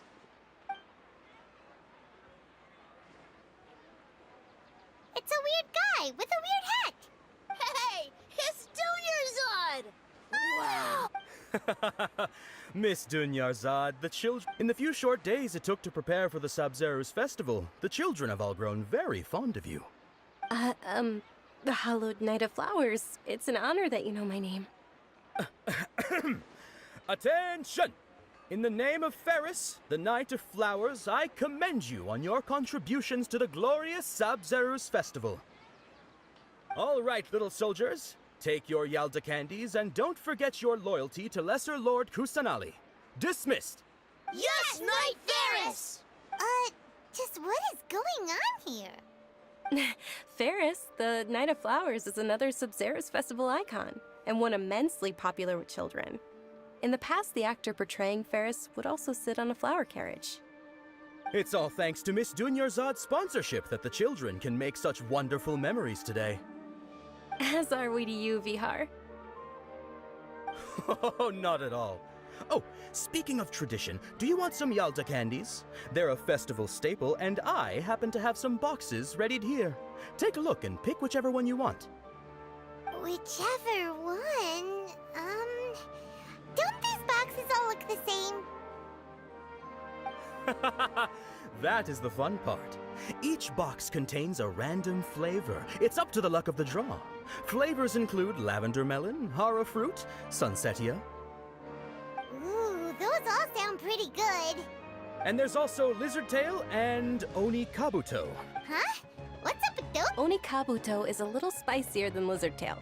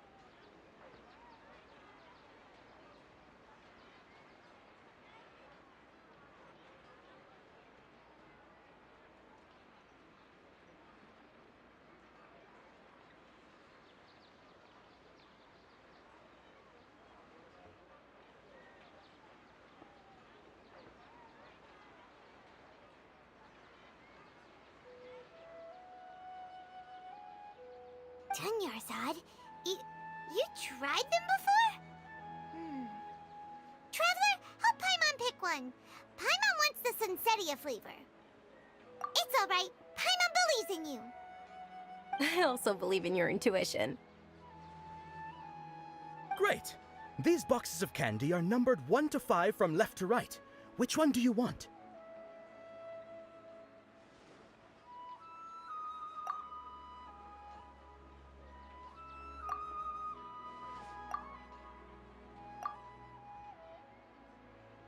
Attention! That's unfortunately horror fruit. Oh, Paimon thought you survived so many epic battles because you had incredible luck. But looks like Paimon was wrong. The Sunsetia flavored candy was in box number 4. How about this? The most important thing is that everyone has a good time at the festival. So please, take both boxes. Really? Thanks a lot, Knight of Candies! It's Night of Flowers, not Night of Candies. Paimon really wilted the carriageless Knight of Flowers. They all basically sound the same. We got our candy, so let's keep going. Oh, actually, I just remembered that I left something behind. Since you're here, can you come with me to get it? Dunyarzad, you probably forgot because you're so excited about the Sabzeruz Festival. How embarrassing.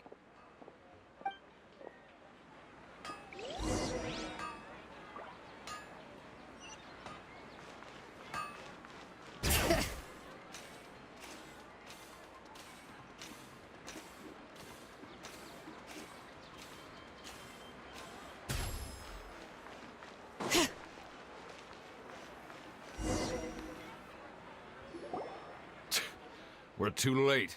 Who knew the little lady was such an early riser? I know, right? Hey, wait a minute. Boss, isn't that her? Oh, that most certainly is. We're in luck. She's walking right into our clutches. Those Eremites don't look like they're up to any good. Who are you? I don't believe the Homayanis hired you. That's right. We haven't received any of their mora, but I wonder how much the Homayanis would shell out to get you back. They're a gang of kidnappers! Traveler, hurry and protect Dunyarzad! Hey, did you scumbags even consider that the Homayanis might have hired a merc that outclasses you? You're Dehya. Dehya the Flame Main. No wonder we mercs haven't heard anything about you for so long. You sold your unruly mane to the highest bidder. Don't speak so disrespectfully. My family started working with her as gratitude for her past kindness to us. Don't worry about it, my lady. Just some friendly banter between mercs. One punch and those rabid dogs will expose themselves for what they really are. Aren't your claws all dull by now? Don't get too cocky!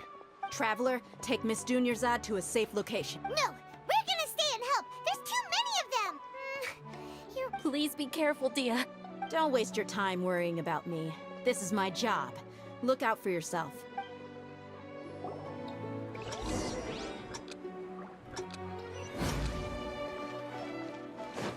Bring it!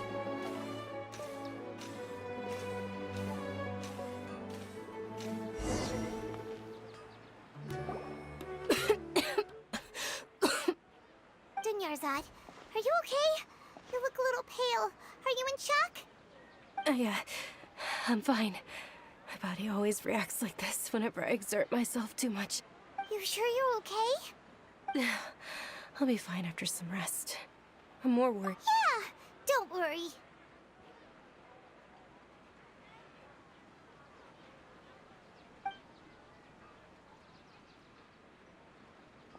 My lady, Traveler, found ya. Dehya! You took care of them so fast! Any more of them? Or rather, did anyone follow you? Dehya, your arm! Oh, this? I'm fine. It's just a scratch. Normally, they wouldn't have been able to land a hit on me at all, but I'm still getting used to this new greatsword. Please, let me take a closer look. Come on, it's nothing. Us mercs aren't as fragile as you think. Hold on, you said something about a new greatsword. What happened to the one you were using before? About that. Well, I sold it, because I was low on Mora. Stuff like this happens every now and then. It can't be. The anonymous donation that was used for the venue's final round of preparations?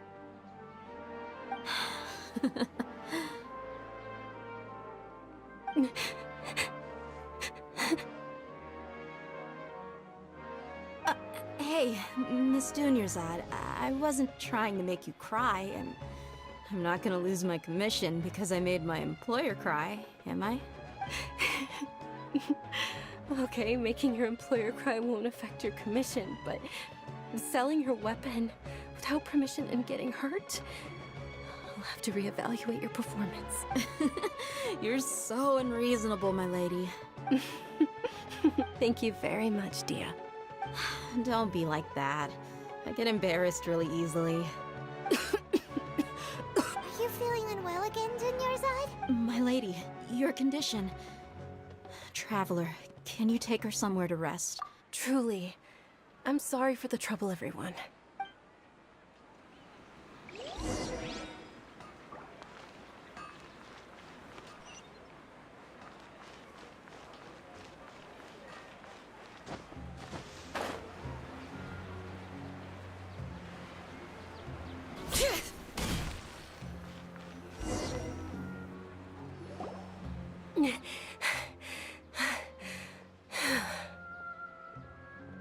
Are you feeling better, Dunyarzad? Yes, much better. Just give me a few moments and I'll be good to go. I didn't realize you were concerned about it. I guess I shouldn't continue to keep it a secret. I was actually born with Elazar. It's terminal now. Can't believe it's Elazar! Oh, you've already heard of Elazar. In that case, you probably know about its severity. Sumeru's current medical advancements still haven't been able to find a cure. The disease's progression can only be delayed through environmental therapy. Dunyarzad. There's no need to be sad. I've always lived with Elazar and I came to terms with it a long time ago. Compared to the simple fact that I'm afflicted with this, its effects on my life have been much more painful. I know that my family loves me dearly. They've done all they can to provide the best environment for me so that I can live for that much longer. However, I know I will one day succumb to this. Did you know? Before I ran away from home this time, the world outside of my home didn't even know that I existed. Since I was a child, all I could do was sit on my bed and stare at everything outside of my window. I'm sure my family's worried and disappointed in me for running away, but I just didn't want to have any regrets. I wanted to meet other people. To me, there's nothing more beautiful than being able to meet and speak with others. Not to mention the incredible time spent preparing for the festival. The joy on everyone's faces here, and all the support I've received from friends like Dehya. This way, when my final day does arrive, it will be less sorrowful. At the very least, many people will remember that I once existed in this world. Right? As long as you don't forget Paimon, Paimon also won't forget about you. No, even if you forget Paimon, Paimon will still remember you. Thank you two so much. I apologize for the depressing conversation. To be honest, Lesser Lord Kusanali gave me the courage to do all of this. If it weren't for her encouragement, I wouldn't have taken that first step. Thanks. There will always be frustrations in life, but I know that the point of living is not to leave behind any regrets. Oh, right! Isn't it almost time? Huh? Almost time for what? Isn't the dance of Sabzeruz about to begin? It's the part of the festival that I've been looking forward to the most. Nilou will recreate that legendary scene with her most splendid dancing. And the Sabzeruz Festival will conclude amid everyone's applause and blessings. And with that, my wish will also... Then what are we waiting for? Let's go to the stage! Yeah, We should still make it in time.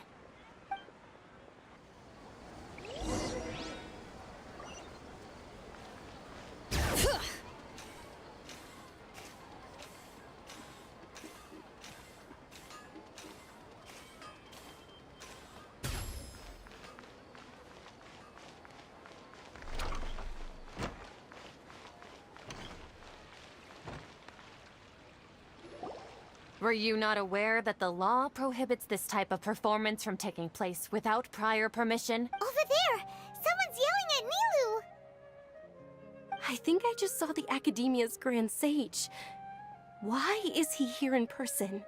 But the Dance of Sabzeruz is one of the key parts of the Sabzeruz Festival. If we can't perform... The Sabzeruz Festival. The law also prohibits the private hosting of large-scale religious festivals.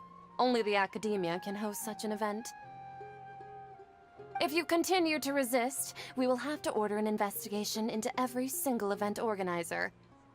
The Grand Sage has already granted you much leniency. I advise that you exercise tact. How did things turn out like this? The Academia was originally responsible for the Sabzeruz Festival, but they failed this responsibility for many years. I need to speak with them. This is a hard pill to swallow, but you're right. Things would only get worse. Art, dance. Aren't you ashamed of pursuing such frivolous and meaningless activities in this land of knowledge and reason? Our Archon created the utopia that is Sumeru City for all scholars who sought validity, verity, and truth, while people like you wish to defile it. No. I believe that our Archon never rejected the arts. Even the goddess of flowers dedicated a dance to her. With your lack of intellectual credentials, I do not believe you are qualified to debate with me. What you should be doing is finding workers to tear down this ridiculous eyesore. When we return, have the scribe draft an ordinance before the next Nyagarbha day that prohibits public art performances. We will announce it to the public later via the Akasha. Understood. I will inform him when I return. The Sabzeruz Festival. Go celebrate the birth of that god to your heart's content. Nilu, are you okay? Oh, Dunyarzad. You all saw that just now? Yeah. Let's go somewhere the Academia can't find us and perform there. But how do we let everyone know? And what about the atmosphere on the stage? Or we could get people to block them off so they can't interrupt the performance. Nilu, it's all right. Don't worry about it. But you've been looking forward to the Dance of Sabzeruz so much.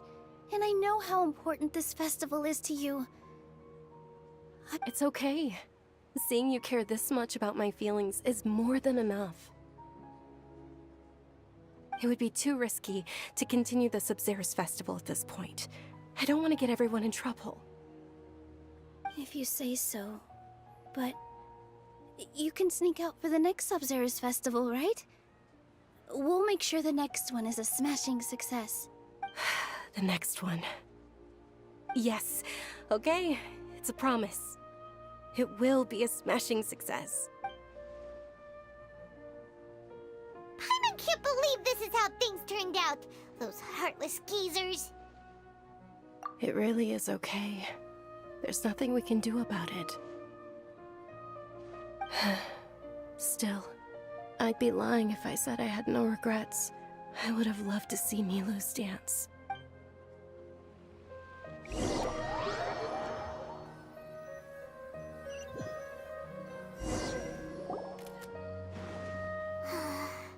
A lot happened today.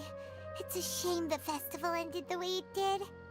Nilu and Dunyarzad promised to make the next Sabzeruz Festival a success, but Dunyarzad is running out of time. Yeah. All connections have been secured to construct the most stable framework possible. The project has entered its most critical phase. Power has begun to flow from...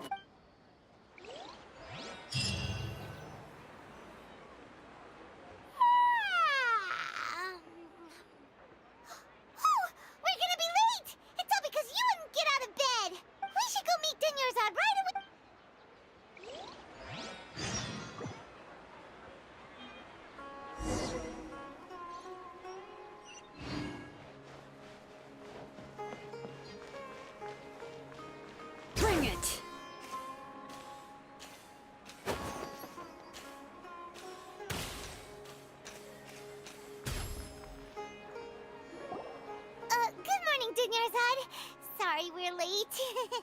Not at all. I arrived early. You seem kinda tired. Did you not get enough sleep? I'm doing well. There's no need to worry. Shall we go? Let's start with the stalls over there. Sure! Traveler? Why are you just standing there? Let's get going!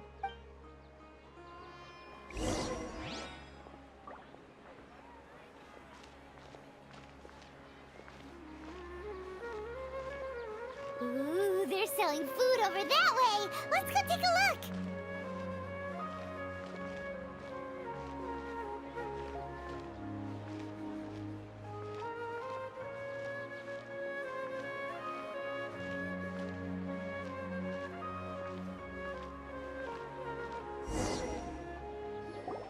This is a stall offering foods from the Haftmewa feast. You are quite well informed, miss. I thought most people nowadays wouldn't know. They're all plants! Oh, Paimon's a little disappointed. Actually, what is the Haftmewa feast you mentioned just now? It's one of the Sabzeruz Festival's traditions. People used to set their tables with 7 different foods to symbolize the 7 virtues of the Dendroarchon. Appear to be in the form of the moon. Really? Paimon thought it looked like some kind of food. The moon signifies... It's escaping me for now. Wait a moment. Is he really looking it up in a book? Oh, right. It means illusions and lie. But if you trust your intuition and overcome your fears, the sun will surely rise. Understood. I'll keep that in mind. Oh, it's nothing. I'm just learning as I go. Guess that was still pretty interesting. Okay, on to the next stop. So, where to next?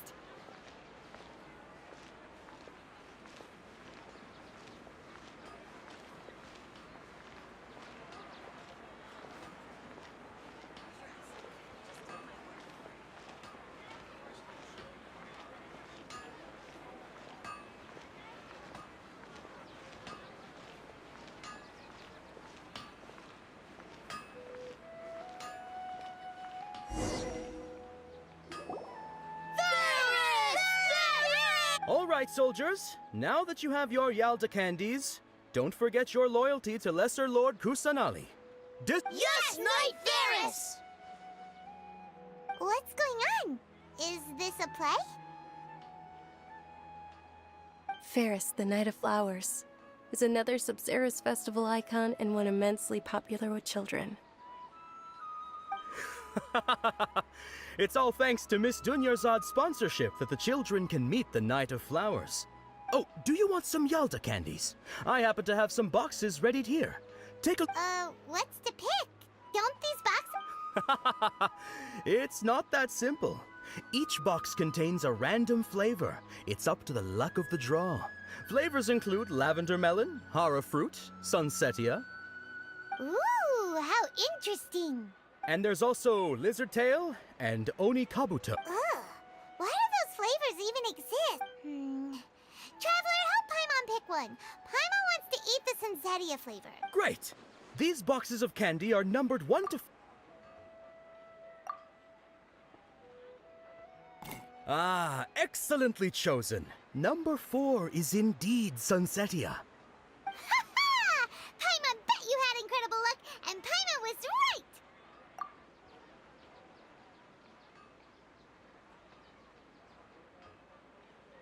Huh? How's that possible? It's obviously random. Maybe we didn't sleep very well last night. Or maybe we slept too much. Oh, sure. Huh? Where are you going? You're just gonna walk off like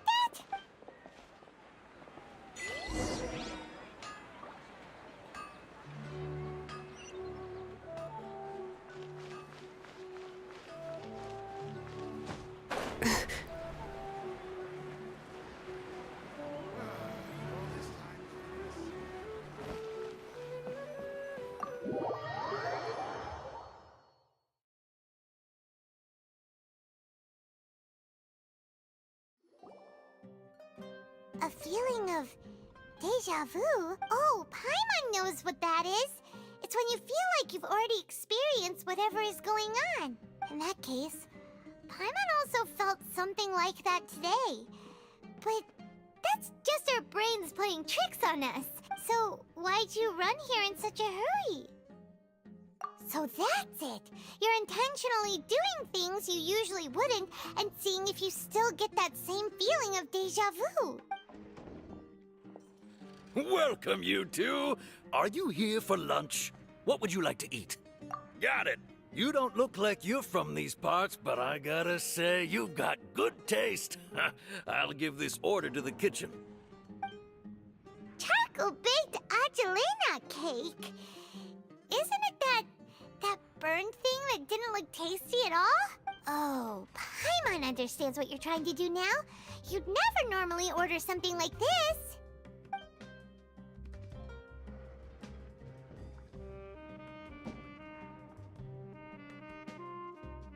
That thing?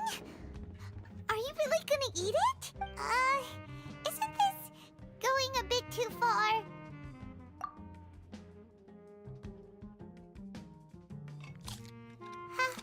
How was it? The look on your face is telling Paimon that it tasted awful. Then, you mean... That's impossible! We were just talking about how gross it looked! So, would this be a case of taste bud deja vu? Paimon also gets the impression that we've been here many times, even though we aren't regulars. How about we go out again and try something else?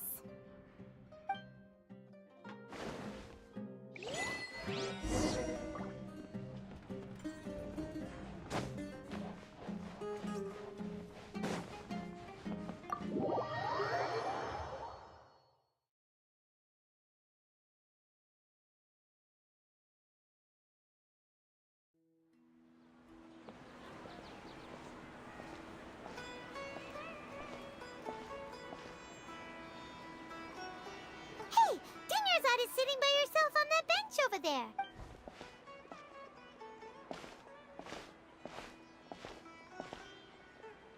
What a coincidence, Dinyarzad.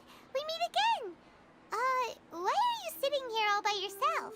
Oh, I ran into some kidnappers just now, but thankfully Dehya came to my rescue.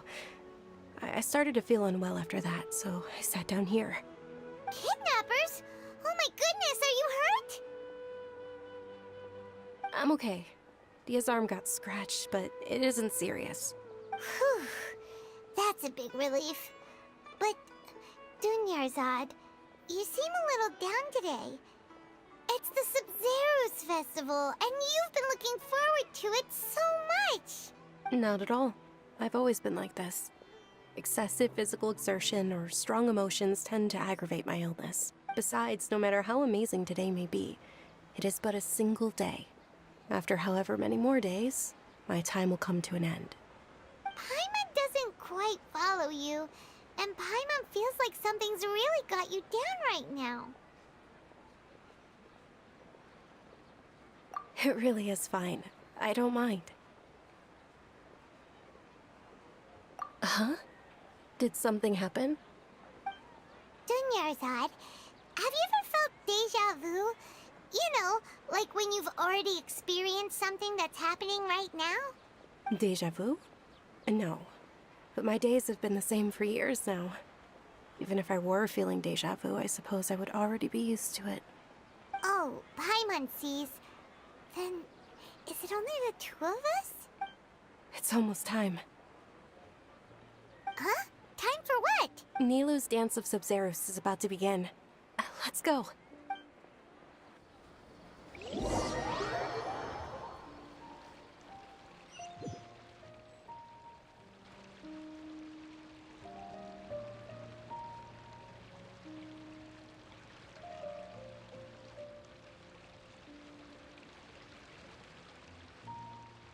With your lack of intellectual credentials, I do not believe you are qualified to debate with me. What you should be doing is finding workers to tear down this ridiculous eyesore. When we return, have the scribe draft an ordinance before the next Nyagarbaha day. Understood. I will inform him when I return. The Sabzeruz Festival. Go celebrate the birth of that god to your heart's content.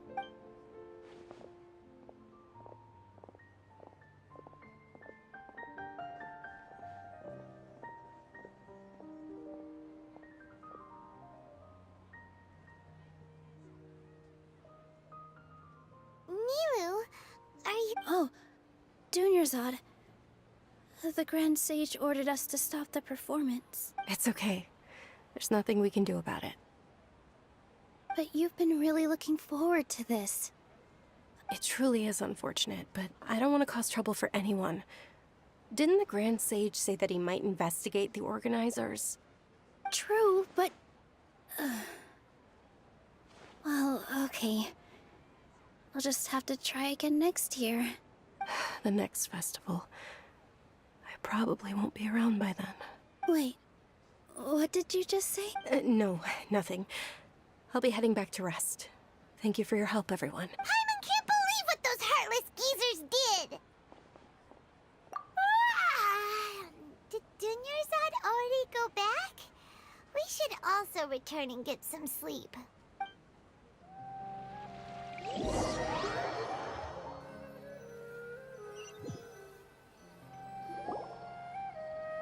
So, in the end, you still couldn't figure out what that deja vu feeling was all about? Maybe it really was because of exhaustion. Same here. That's why Paimon stopped thinking about it halfway through the day.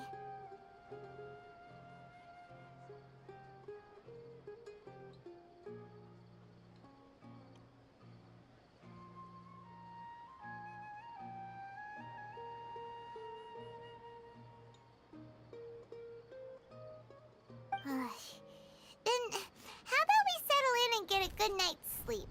For now, we can chalk things up to exhaustion. We can do more thinking tomorrow. Observing a modest drop in the output of jnana energy, but values still remain within normal parameters. Continue to monitor the variances in the data and find the cause as soon as possible.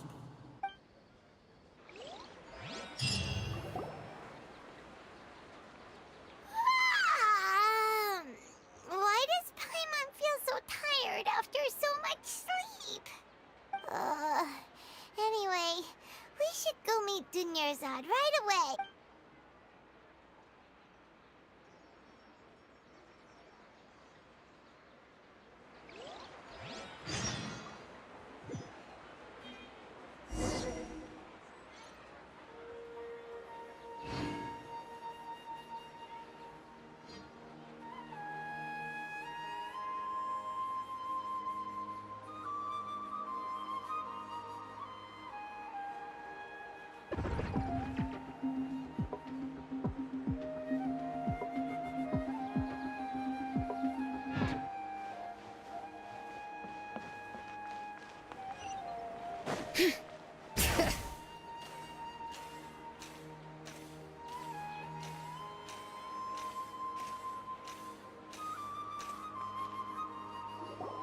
Good morning, Dunyarzad. Sorry to keep you waiting.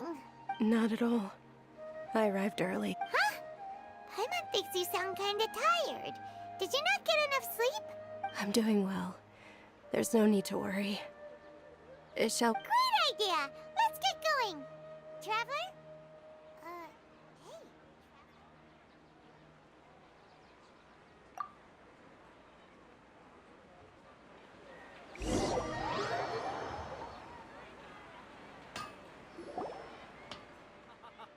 It's all thanks to Miss Dunyarzad's sponsorship that the children can enjoy the Sabzeruz Festival.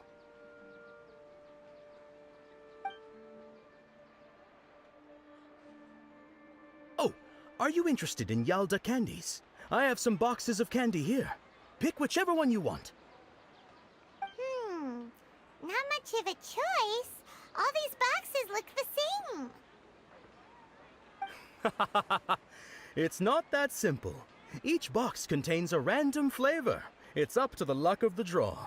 Flavors include lavender melon, hara fruit, sunsetia. They all sound pretty tasty. And there's also lizard tail and oni kabuto. Huh? What were those last two?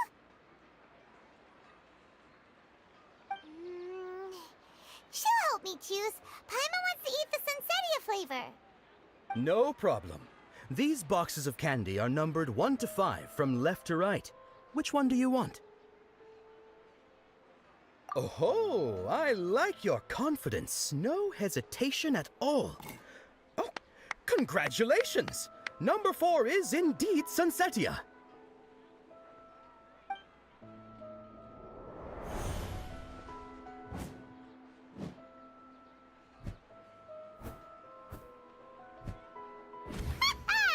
Paimon knew she always had incredible luck.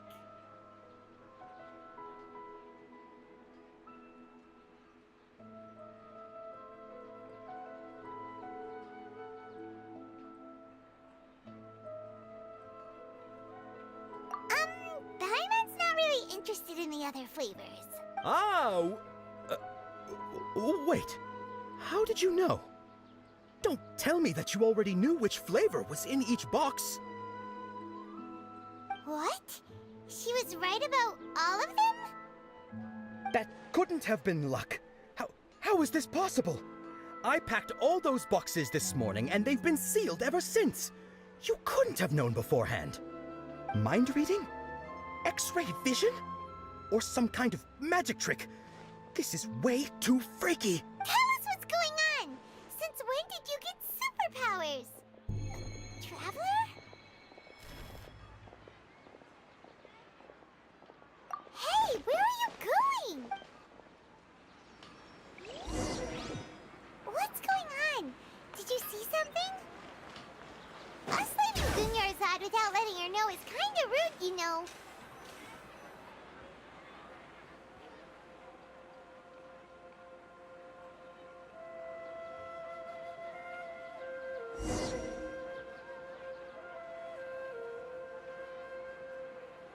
Bring it!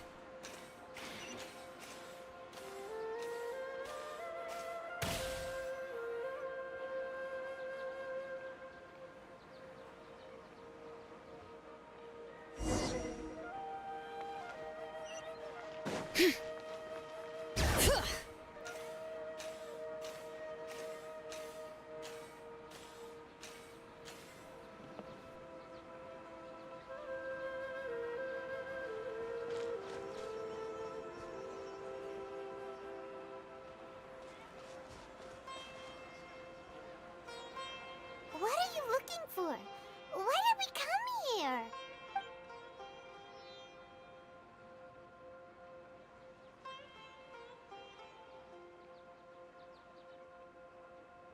Traveler?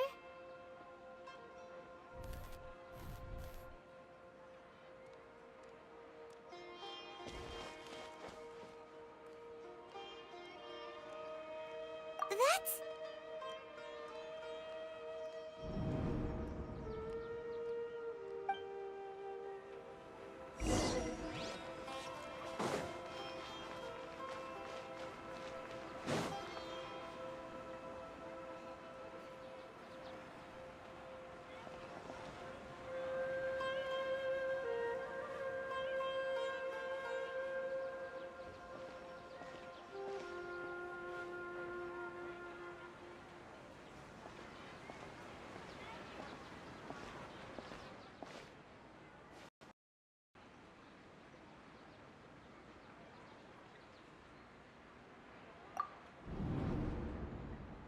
Look!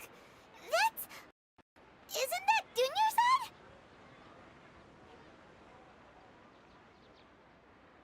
What's happening here? Why are there 2 Dunyarzads?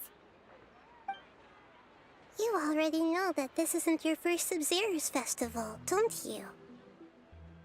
I'm sure you already know how to use this. A knowledge capsule? Where did you get it? What's inside?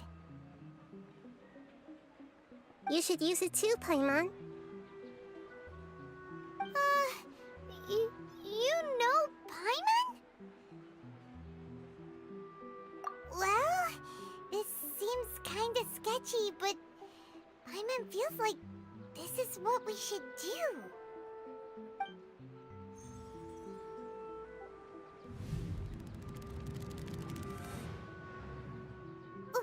What the? This is our 20th time at the Sabzeruz Festival?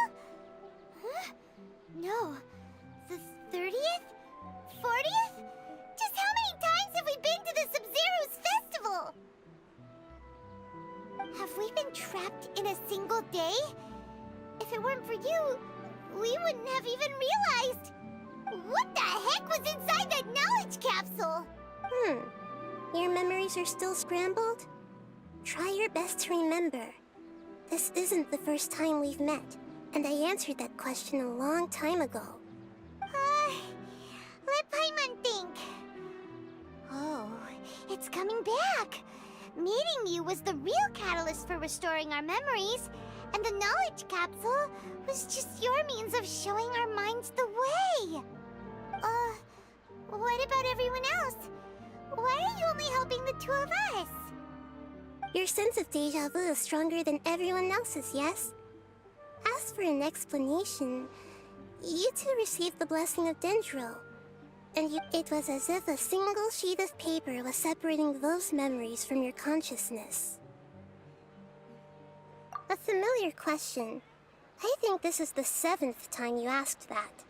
As you can see, she isn't doing well. You probably sensed it too. The Dunyarzad you were just with is different from the first Dunyarzad you met. That first Dunyarzad is in front of you right now, and she doesn't have a lot of time left. Looks like you're almost done sorting out your brain. Oh yeah, I'm Nahida. Good, you passed the test. What's happening? You can awaken our memories, and you seem like you know what's going on. Oh, wait, please don't tell Paimon even you don't know. Everything in this world runs in a loop. This cycle is called a samsara. You, me, and everyone else are all stuck inside a one-day samsara. As for the truth, that's on you to find out. If you were told the truth instead of discovering it yourselves, it would literally blow your minds. I don't know how you'd be after that. I can only give you surface-level help, like bits of information and subtle hints. For the rest of the time, I'll be doing all I can to slow down Dunyarzad's illness. She looks like she isn't doing well at all. Her illness gets worse after each Sabzeruz Festival. If we can break out of the samsara, I might be able to save her. But as things are right now, she's just a small bird in the sky that's about to lose its last feathers. You sure love to use weird analogies. Analogies are wonderful tools. They let you use existing knowledge to understand unfamiliar things. Okay, so, with what you know so far, what do you think the truth is?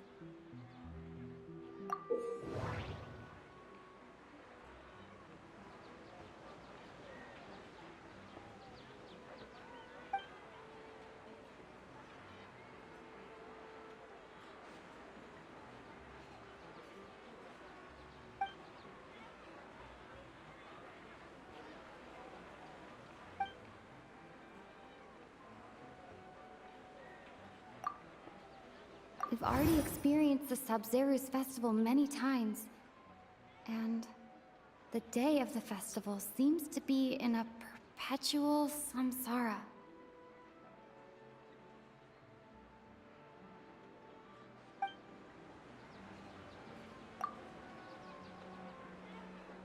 The moon, illusions, and lies.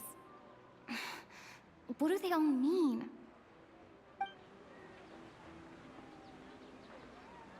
The moon, illusions, and lies. What do they all mean? That doesn't sound right. I need to carefully think things through. The moon, illusions, and lies. What do they all... What's happening right now seems to have happened before. This feeling has been getting stronger and stronger. The moon, illusions, and lies. What do they all mean? My mind feels exhausted, even though I haven't done too much thinking. What is going on? Grand Sage said, go celebrate the birth of that god to your heart's content.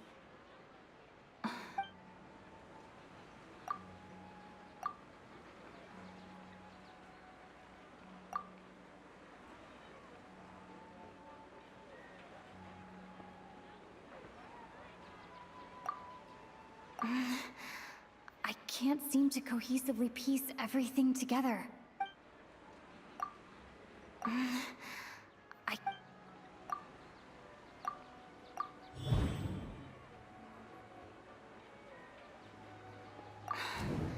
That should be it.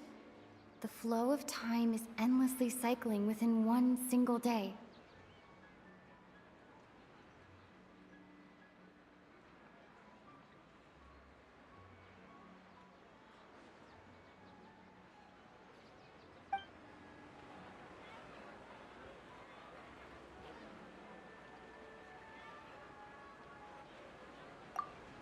That doesn't... What's happening right now seems to have happened before.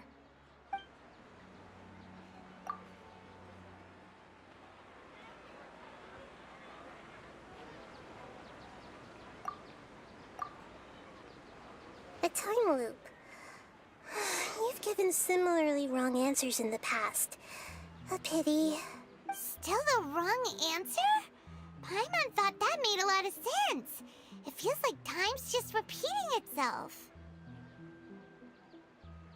A simple time loop can't explain some of the phenomena. You two are still missing a lot of information. Unfortunately, I can't give you any more hints.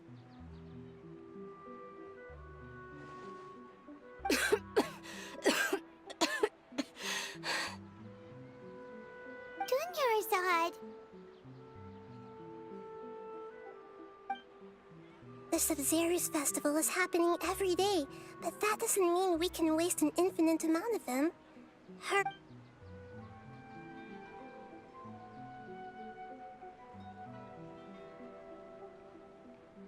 Let's think about our current situation. To save Dunyarzad, we have to escape the samsara of the Sabzeruz Festival. And to do that, we need to figure out what's happening. The truth. Nahida rejected the idea of a time loop, so we must have missed something, right? Paimon's memories say that we've already done this many times, but let's go talk to people again. It's more productive than sitting here and scratching our heads. Why don't we start with those stall owners?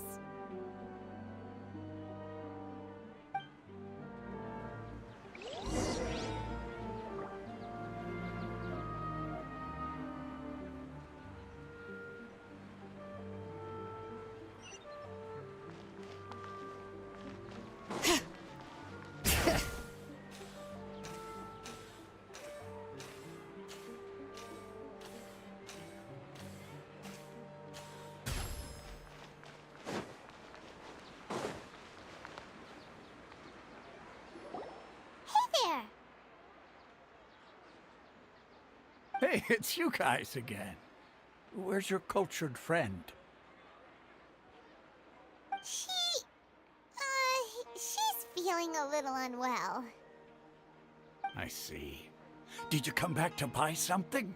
I guarantee the freshness of my products. I harvested them from the forest just yesterday. Huh? What brought this about? I hurried back from the forest yesterday, and I'm selling produce here today. I haven't felt anything strange.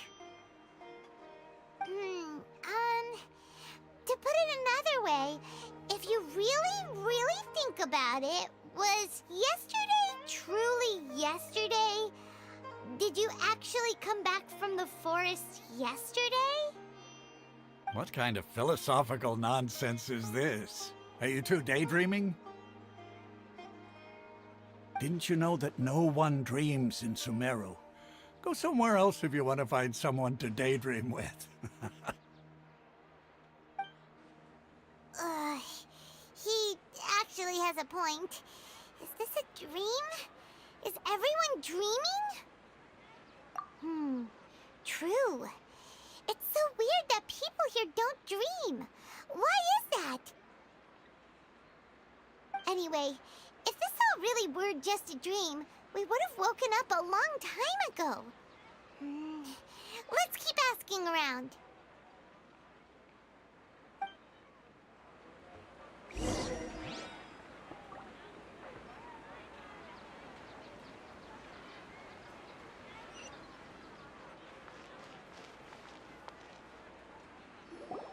Oh, it's you two.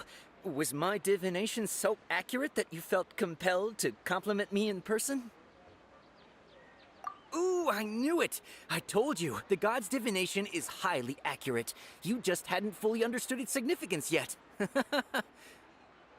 really excited about this, huh? That's exactly why we came back. Help us better understand it. Help you better understand it? Well, that isn't exactly what I excel at. So, you're admitting that you don't have a clue? Anyway, what kind of situation did you get into? Huh? Hold on a second. I thought you guys just lost your wallet or fell for a scam. What you just said, are you serious? Does that kind of thing actually happen in real life? Paimon knew you weren't going to believe it. Marvelous. Truly marvelous. I believe you. Recall the interpretation of your divination. The moon, illusions, and lies. It really felt like an omen. When you say it like that, the divination does sound like it's related to what's going on. Can you read any more into it? I believe that the Archon's revelations are never more than vague hints. Anything more specific is beyond the reach of mere mortals. The book only says, if you trust your instincts and overcome your fears, the sun will surely rise. So that's how it is. Looks like fortune-telling is just fortune-telling. It's no good for practical problems. We haven't made any progress. Who else can we talk to? Paimon remembers that we tried talking to her a couple of times, but she always thinks we're playing pranks on her. You think she'll brush us off again? Yeah, if we tap into Dehya's strong sense of responsibility as a mercenary, then she'll definitely take us seriously. At this time of day, Dehya's probably just finished beating up those kidnappers. Let's go find her.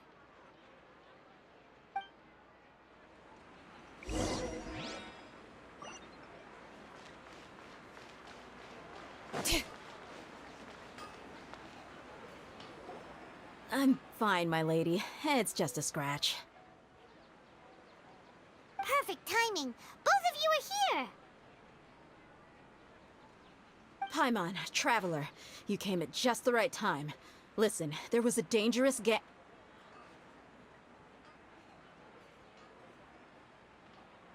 Huh? You saw? Then why didn't you jump in earlier? If someone was protecting Miss Dunyarzad, I could've went all out. Anyway, can you do something for me?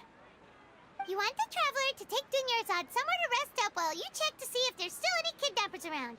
Did Paimon get that right? How did you know what I was going to say? We need to say something convincing.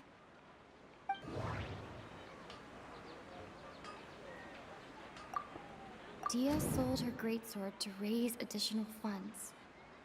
And then she was injured because she wasn't used to her new weapon. Tell her, Traveler!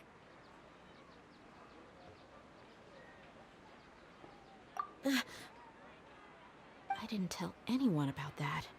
Including Miss Dunyarzad. You couldn't have known. And just now, you literally took the words right out of my mouth. What's going on? All right, so this is the situation.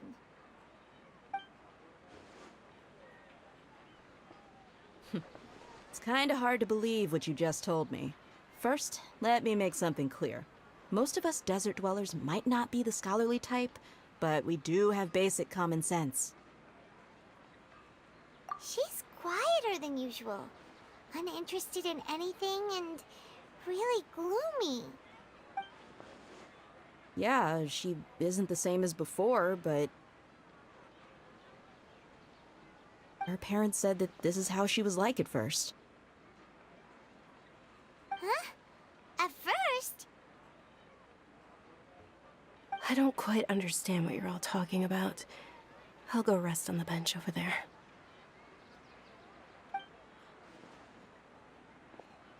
My lady, are you angry?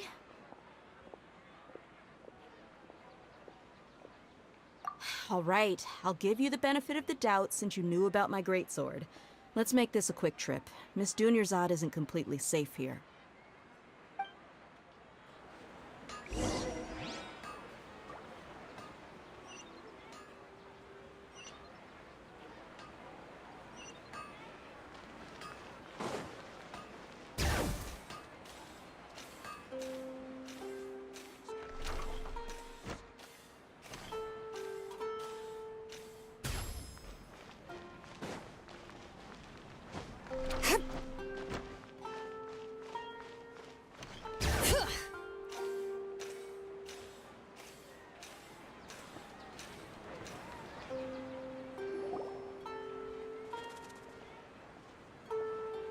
Nahida, we brought a friend.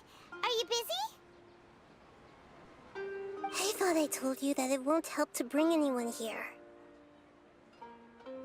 We just wanted her to see the real Dunyarzad's condition.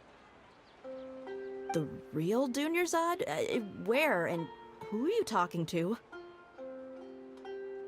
Huh? I told you that you two are special. Other people can't see me or Miss Dunyarzad here.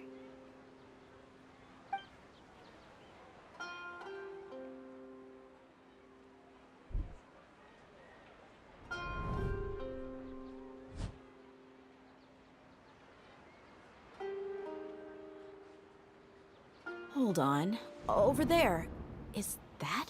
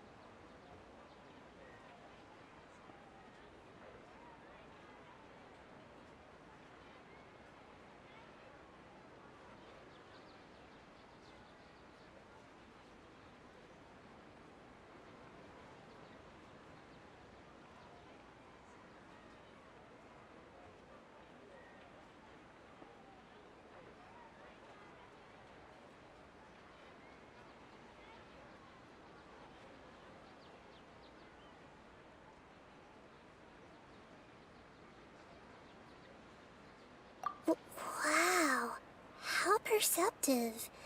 Does she have invisible antennae? Miss Dunyarzad, she's lying down here, isn't she? How's she doing?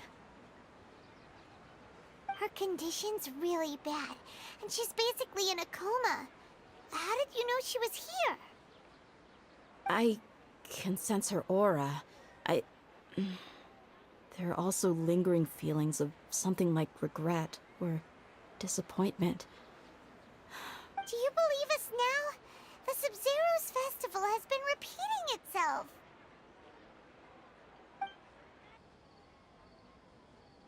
So, you think the sages are behind this? Yeah, they've always been against us. Wouldn't surprise me if they're using the Akasha to intentionally repeat the Sabzeruz Festival as a sick joke. You have a point. Aside from the Dendro Archon, the Academia's sages are the only ones in Sumeru who could pull off something like this. Maybe there's more to the Akasha than we know. Right! Didn't you awaken our memories using something that looked like a knowledge capsule? That means you must know something about the Akasha! The Akasha relies on the power of a gnosis to operate, as it is the manifestation of the God of Wisdom's power. It compiles the wisdom of the entire populace, and it grants knowledge to the people. A gnosis could do that? No wonder the Akasha is so magical. It's being powered by the gnosis of Sumeru's Archon. So, this Nahida you mentioned, what did she say? She said, and Paimon quotes, "The Akasha relies on the power of a gnosis to operate, as it is the manifestation of the God of Wisdom's power. It compiles the wisdom of the entire populace, and it grants knowledge to the people." Compiles the wisdom of the entire populace and grants knowledge to the people. Wait. I get the grants knowledge part. That's what people have always used the Akasha for. But compiling the entire populace's wisdom? How does that work?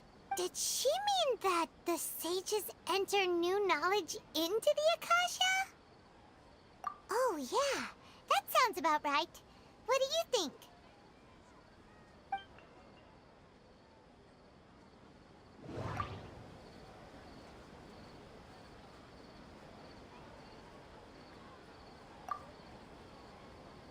Okay, Nahida said, the Akasha relies on the power of a gnosis to operate, as it is the manifestation of the God of Wisdom's power.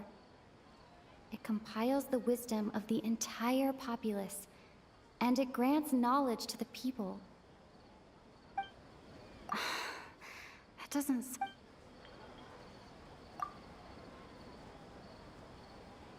People in Sumeru don't dream.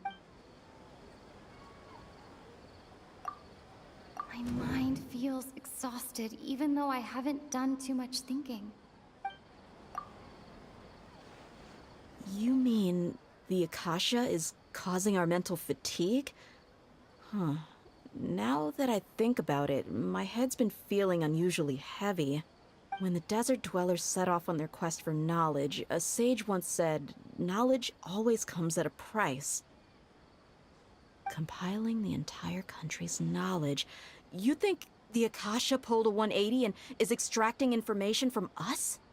Who knows? The Akasha can put knowledge into our heads, so who's to say that it can't also poke around in there? We don't know any specifics.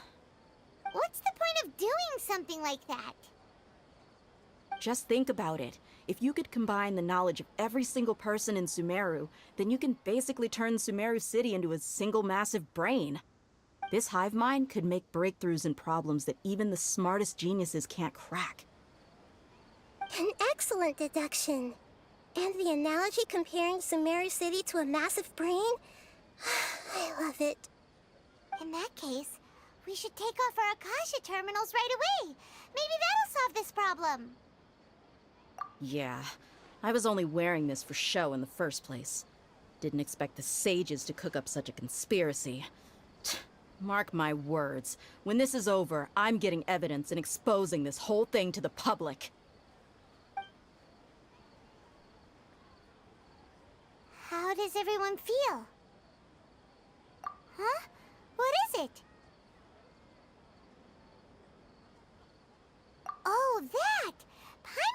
you're talking about. It's a single soft beep that sounds like it's coming from the Akasha terminal. The sound of a beep. Could it be a prompt tone for when the Akasha is operating? That's probably an important clue. We weren't using our terminals, but we heard a beep anyway.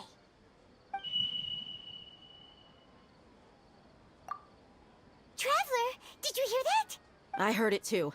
Our ears aren't messing with us. There was definitely a beep, but it sounded like it was coming from inside my head. We took off our Akasha terminals.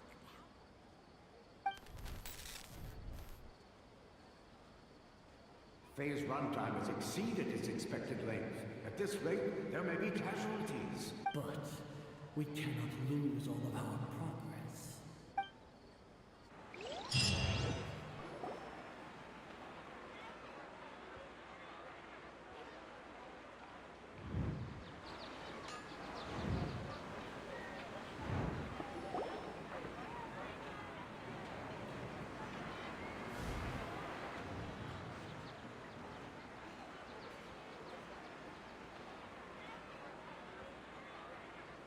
Paimon remembers everything!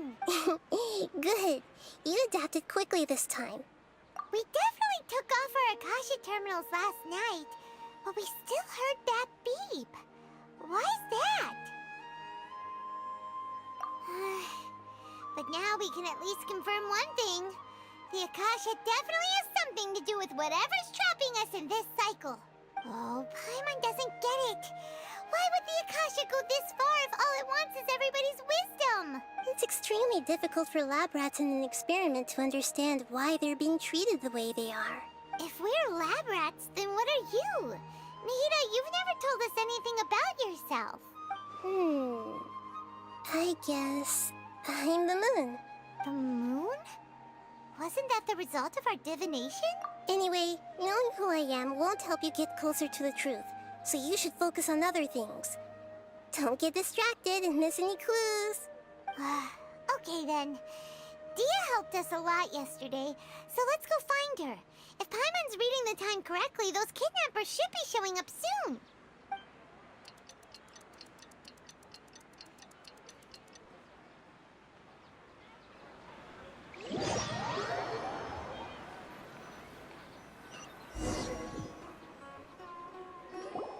Ah, there you are. I've already taken care of those kidnappers. My lady, did you get hurt? Dehya? What's wrong? Why are you both gawking at me like that? You didn't get hurt this time. Huh? What do you mean this time?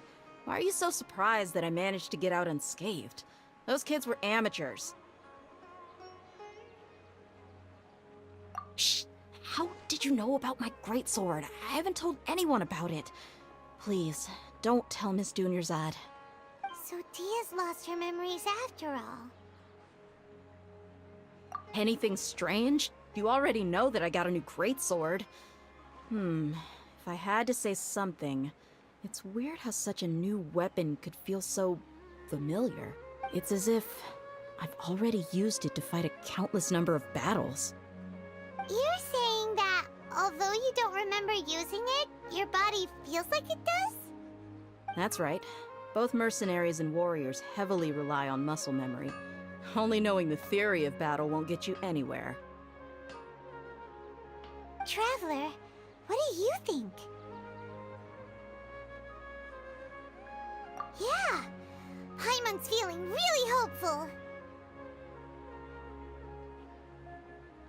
Oh, you're right! Earlier in the samsara, something like this would have never happened. I have no clue what you two are talking about, but it's still dangerous here, so... So you want us to take Dunyarzad somewhere else to rest while you check if there are still more kidnappers around, right? How did you know what I was gonna say? Can you read minds? Forget it. Go and do your thing.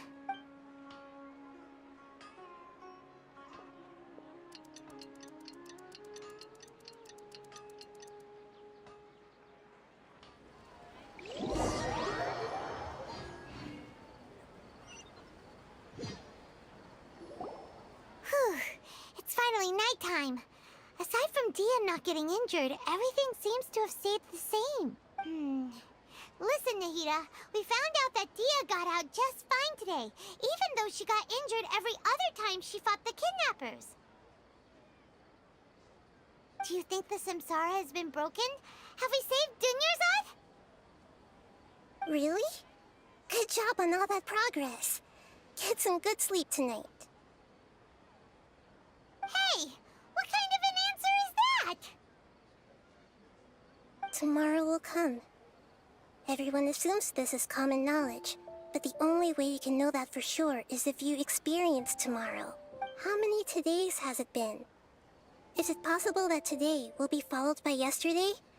Does tomorrow truly exist as anything beyond a made-up concept?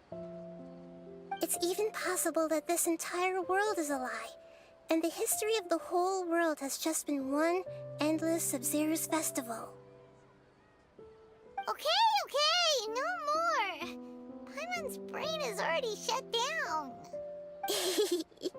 That's why it makes no sense to waste your energy thinking about things you will learn tomorrow. Get some good rest.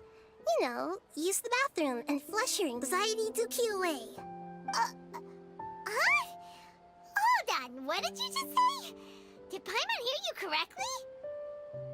Huh? People always say they feel a sense of relief after they take a duk-duk. That's why I suggested you could try that. Is that so strange? It's so strange and so against common sense that Paimon's at a loss for words. You were sounding kind of smart just a minute ago. Yeah, even though it's happy and lively at the Sabzeruz Festival every day, it feels like it's been a long time since we've really gotten to relax. Let's go back to our room.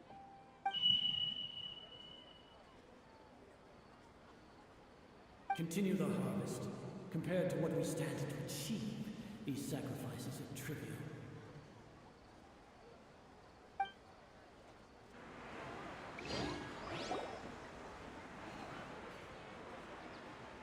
We're still in the same day!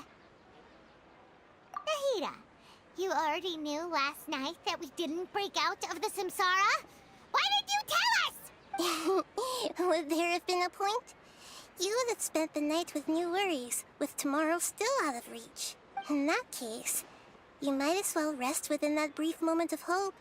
An opportunity like that doesn't come by often, and I thought it might help you clear your minds. Paimon thought the Duke did that! Whatever. Guess you were looking out for us after all. Of course.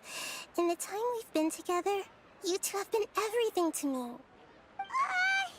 Paimon's flattered and everything, but maybe you're taking things a little fast.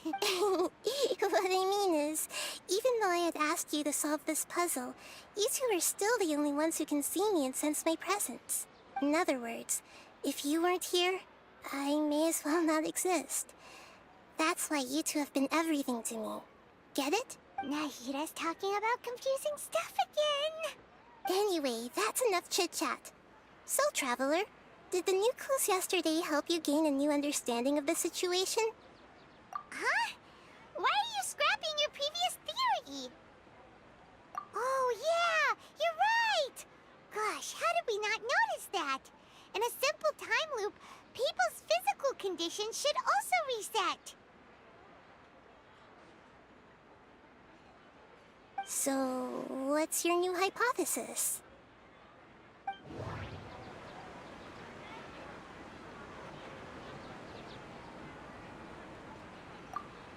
Mercenaries rely heavily on muscle memory. And Dehya was able to use her experiences to avoid injury in later samsara cycles.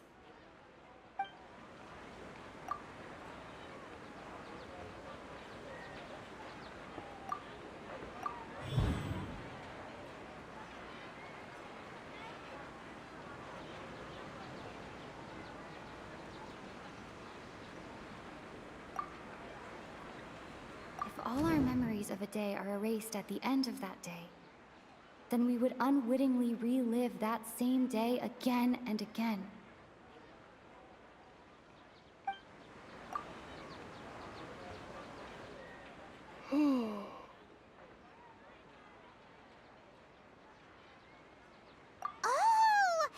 beep we hear every night could just be indicating the deletion of our memories.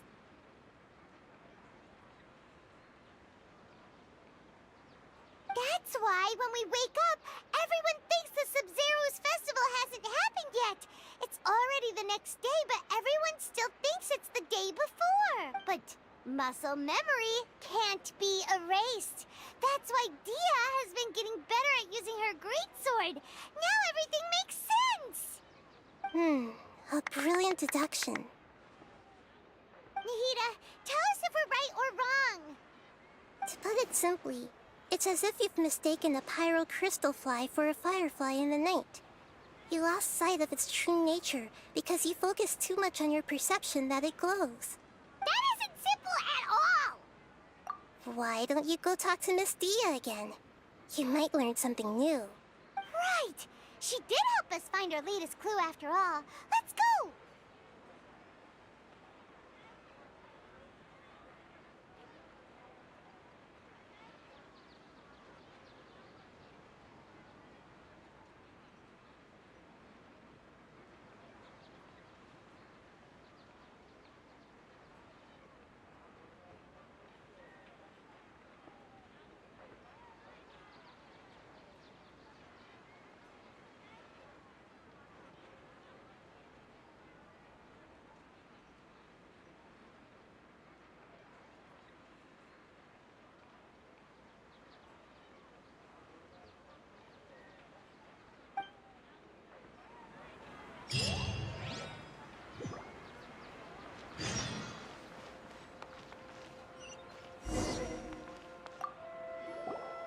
We don't have many more festivals to waste.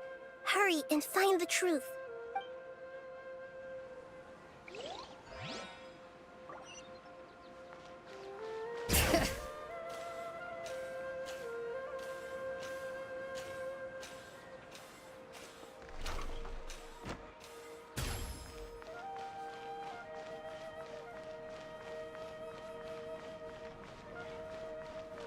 Bring it!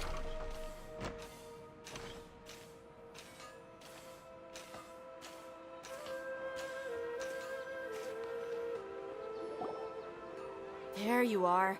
Really took me a while to find you. As expected, Dehya also didn't get hurt today. Get hurt? Why would I? Don't underestimate me. Well, you're still getting used to your new greatsword. Huh. Truth be told, I also think it's pretty strange. It just suddenly felt so familiar in my hands and... wait a second! How did you know I got a new greatsword to begin with? I didn't tell anyone about it. Traveler, could you explain the situation to her today?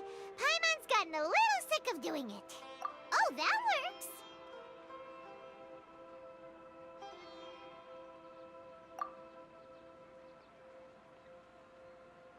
What happened to you guys while I was gone? Did you get brainwashed by some cult? Don't think too hard about it. Just take what we're saying at face value.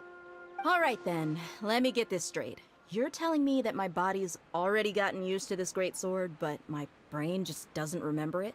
Yes, your memory's being erased every day. Then I'd have to disagree. That's impossible. Oh? Why do you think that? If we've actually been reliving the Sabzeruz Festival day after day, then what happened to the things we used, the money we spent, the food we ate? Common sense says my wallet should have emptied itself a long time ago. There's no way I wouldn't have noticed that.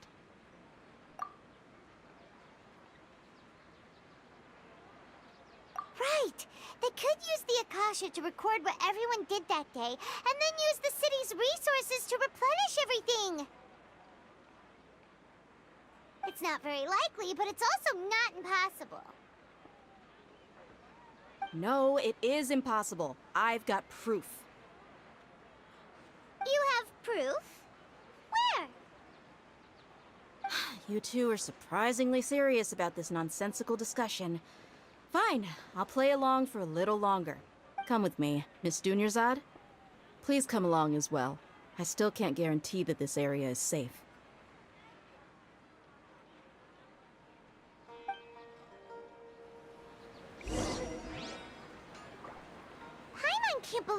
Dehya who wants to show us something this time. 2 days ago, we were the ones taking her to see Dunyarzad.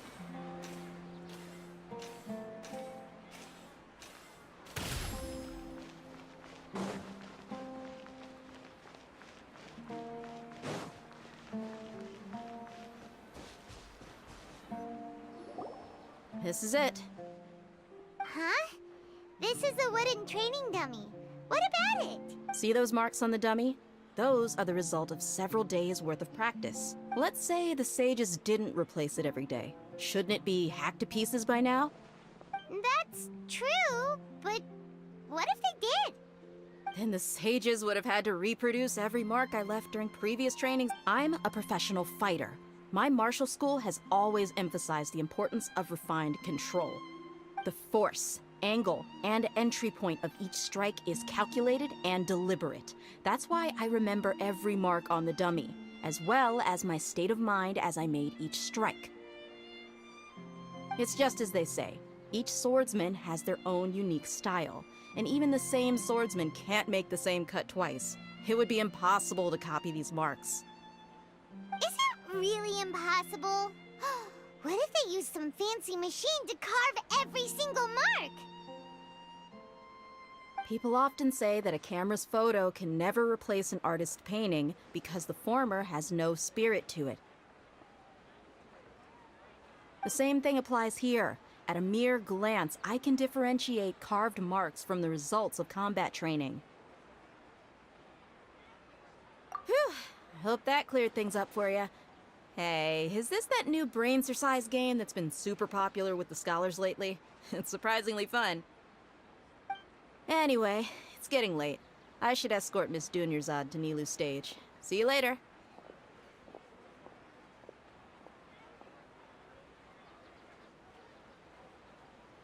Well, back to square one. Is our memory deletion theory also wrong? But at least we've reached some other conclusions in the meantime. Yep, that's true. So, can we think of any new ideas right now? Strange?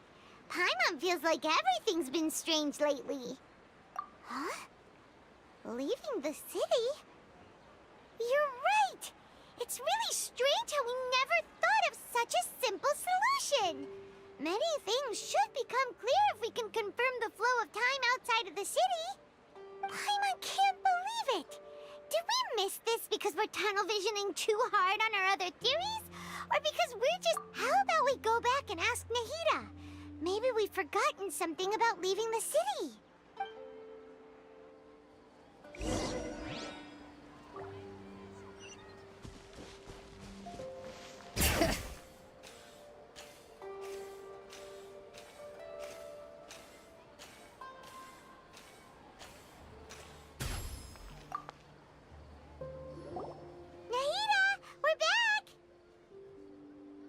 Early today. Did you find something new? Sort of.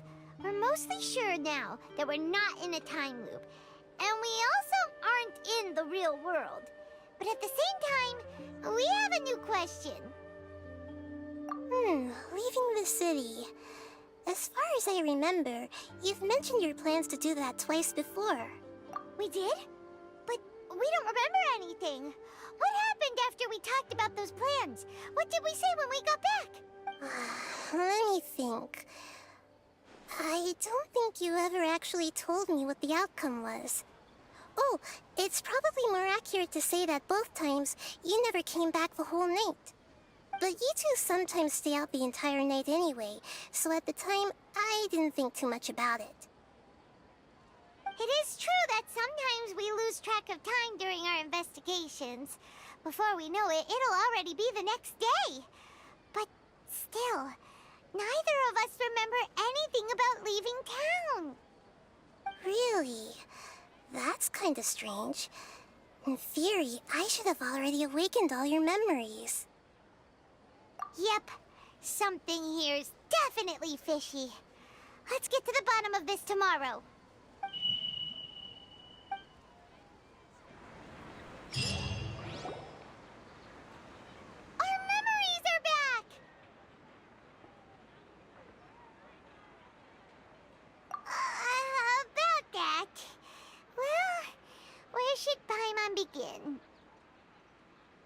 Traveler, aside from your memories that were just restored, I have another message for you. Listen to it and you'll understand. Can't go back! There are countless spaces here. Our Sabzeruz Festival in Sumeru City is just one of them.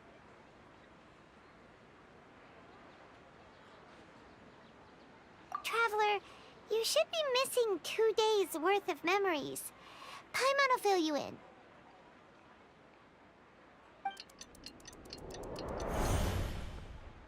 It's time to carry out our plan from yesterday. Okay, let's go!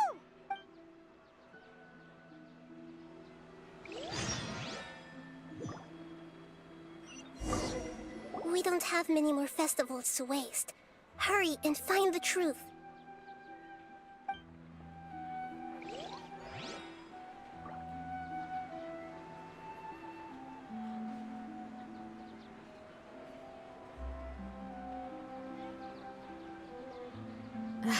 My potted plant on the porch has died again. I was watering it every day. Ugh, don't tell me I overdid it this time.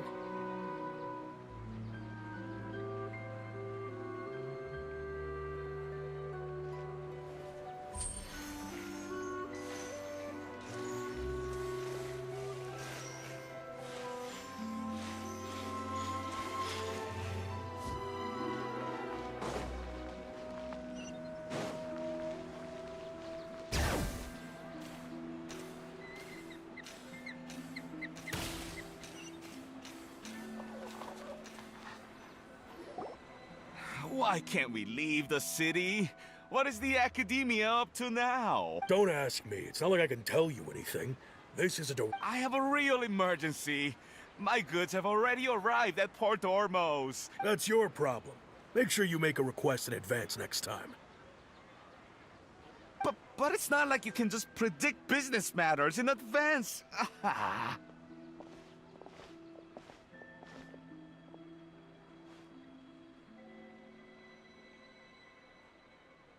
It looks like the Academia already announced a lockdown for Sumeru City today. How completely unsurprising. Let's go and question them. Hello, sir. Why can't we leave the city today? Here we go again.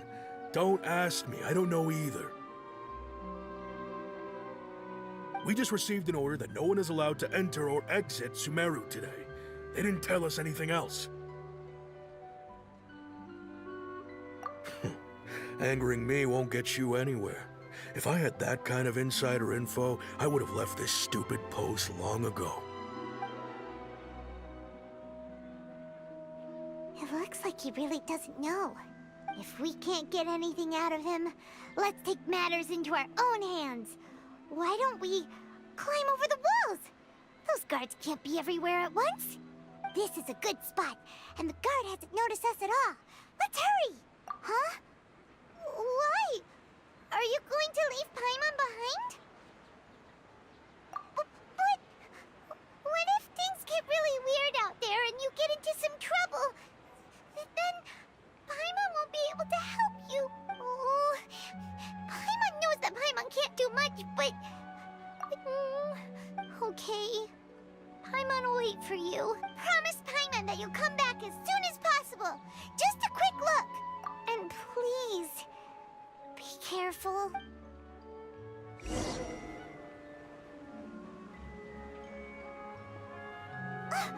Memories! Traveler!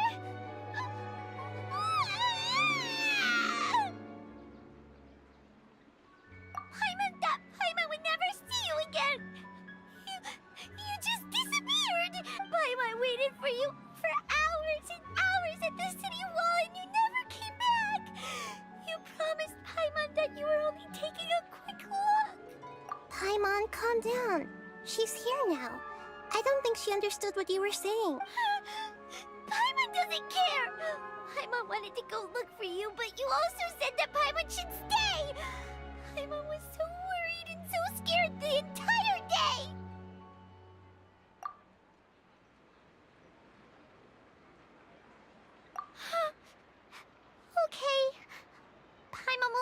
you. The most important thing is that you didn't actually disappear. Okay, Paimon, can you tell us your perspective of what really happened yesterday? I see.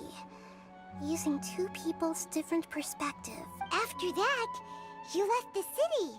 Paimon kept her eyes on you the whole time, but then you disappeared in an instant.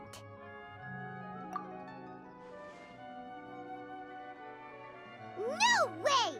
Paimon was watching you with the fullest attention. What's your perspective, Traveler? You sure you don't have any memory of this? I guess that explains everything. You also lost your memories the last 2 times you tried to leave the city. Those days' memories can't be awoken. So, if we leave the city, our memories will be completely erased? It really sounds like something big outside of the city is being hidden on purpose. But this way, we'll also never discover what's outside!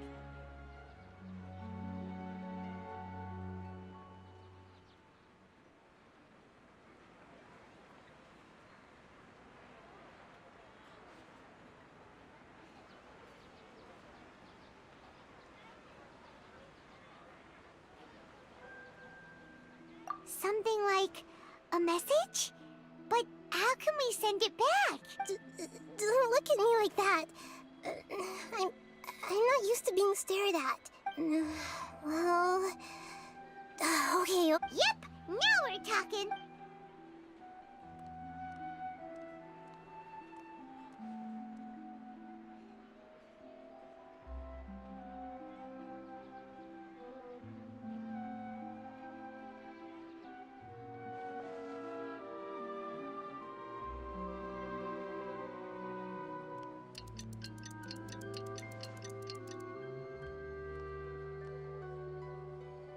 I'm done. Here you go. What? Isn't this just an Akasha terminal? You made some little changes. Akasha terminals are already capable of sending messages. I just tweaked it so that it could connect to any node. To make something like this? Nahida, you really know the Akasha, like... Yep. I'll help you save the messages. It should be pretty easy to use. I just can't guarantee the user's status and signal coverage when they're outside the city. We'll never know until we try. At least we're taking the initiative now. Let's go then. Let's expose those sages. All right. Paimon isn't as worried about being separated since it happened once yesterday. Okay. See you tomorrow, Traveler. That covers everything that's happened so far. Yes. Although the signal was choppy and had some interference, we still managed to receive 2 messages from you when you were outside. Okay, now that you understand what's going on, let's hear the messages together.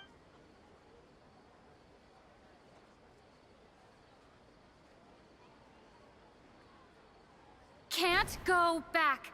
There are countless spaces here. Our Sabzeruz Festival in Sumeru City is just one of them. I've entered another space. Before me are flowing sandstone and howling fish. Impossible and surreal sights. All these spaces are empty, except for the occasional ones that contain mute puppets rather than people. I can't sense any human presence.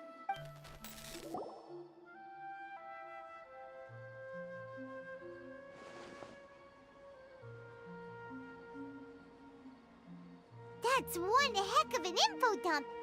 It sounds like you left the Sumeru city space when you set foot outside of the walls. But there's another part here. I only received it last night. These spaces have been disappearing, one after the other, absorbed by something like a sun in the sky. And now, even the final space has also disappeared. Behind me, a lot of spaces just appeared again from thin air. I get it now. Those spaces are actually...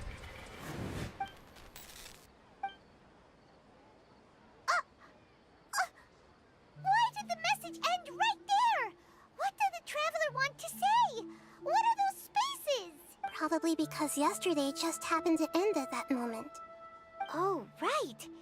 Paimon did hear a beep from the Akasha. Did it come from here or from the message? The message. It should have come from the Traveler's Akasha terminal. After the beep, Traveler said even the final space has also disappeared. Traveler, what do you think that final space could have been?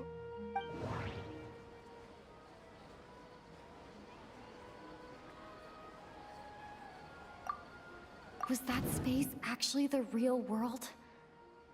But wouldn't a real space just randomly disappearing like that be catastrophic?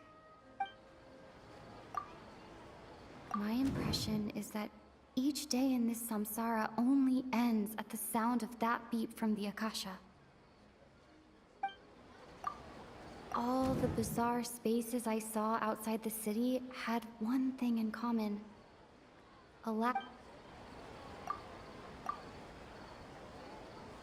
Oh, so that's what it is! After the sound of the beep, the final space, the Sabzeruz Festival, also disappears, and we're taken to the next day. Later on, Traveler also mentioned a bunch of new spaces materializing behind them. Do lots of new spaces appear every day? Paimon's head is spinning. Just what are these spaces anyhow? Well, consider this. For all the horrors of the Archon War, at its heart, it was just a game where a bunch of gods fought over 7 seats. So no matter how strange or spooky things may look on the surface, maybe all they point to in the end is a small and simple secret. Wow, the Archon War, huh? That's an analogy and a half.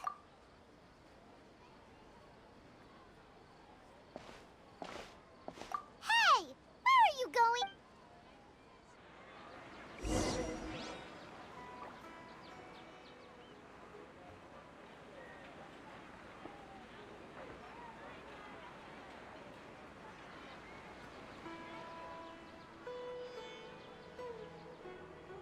We should, take a break after all that running around. Yeah, let's rest here for a bit.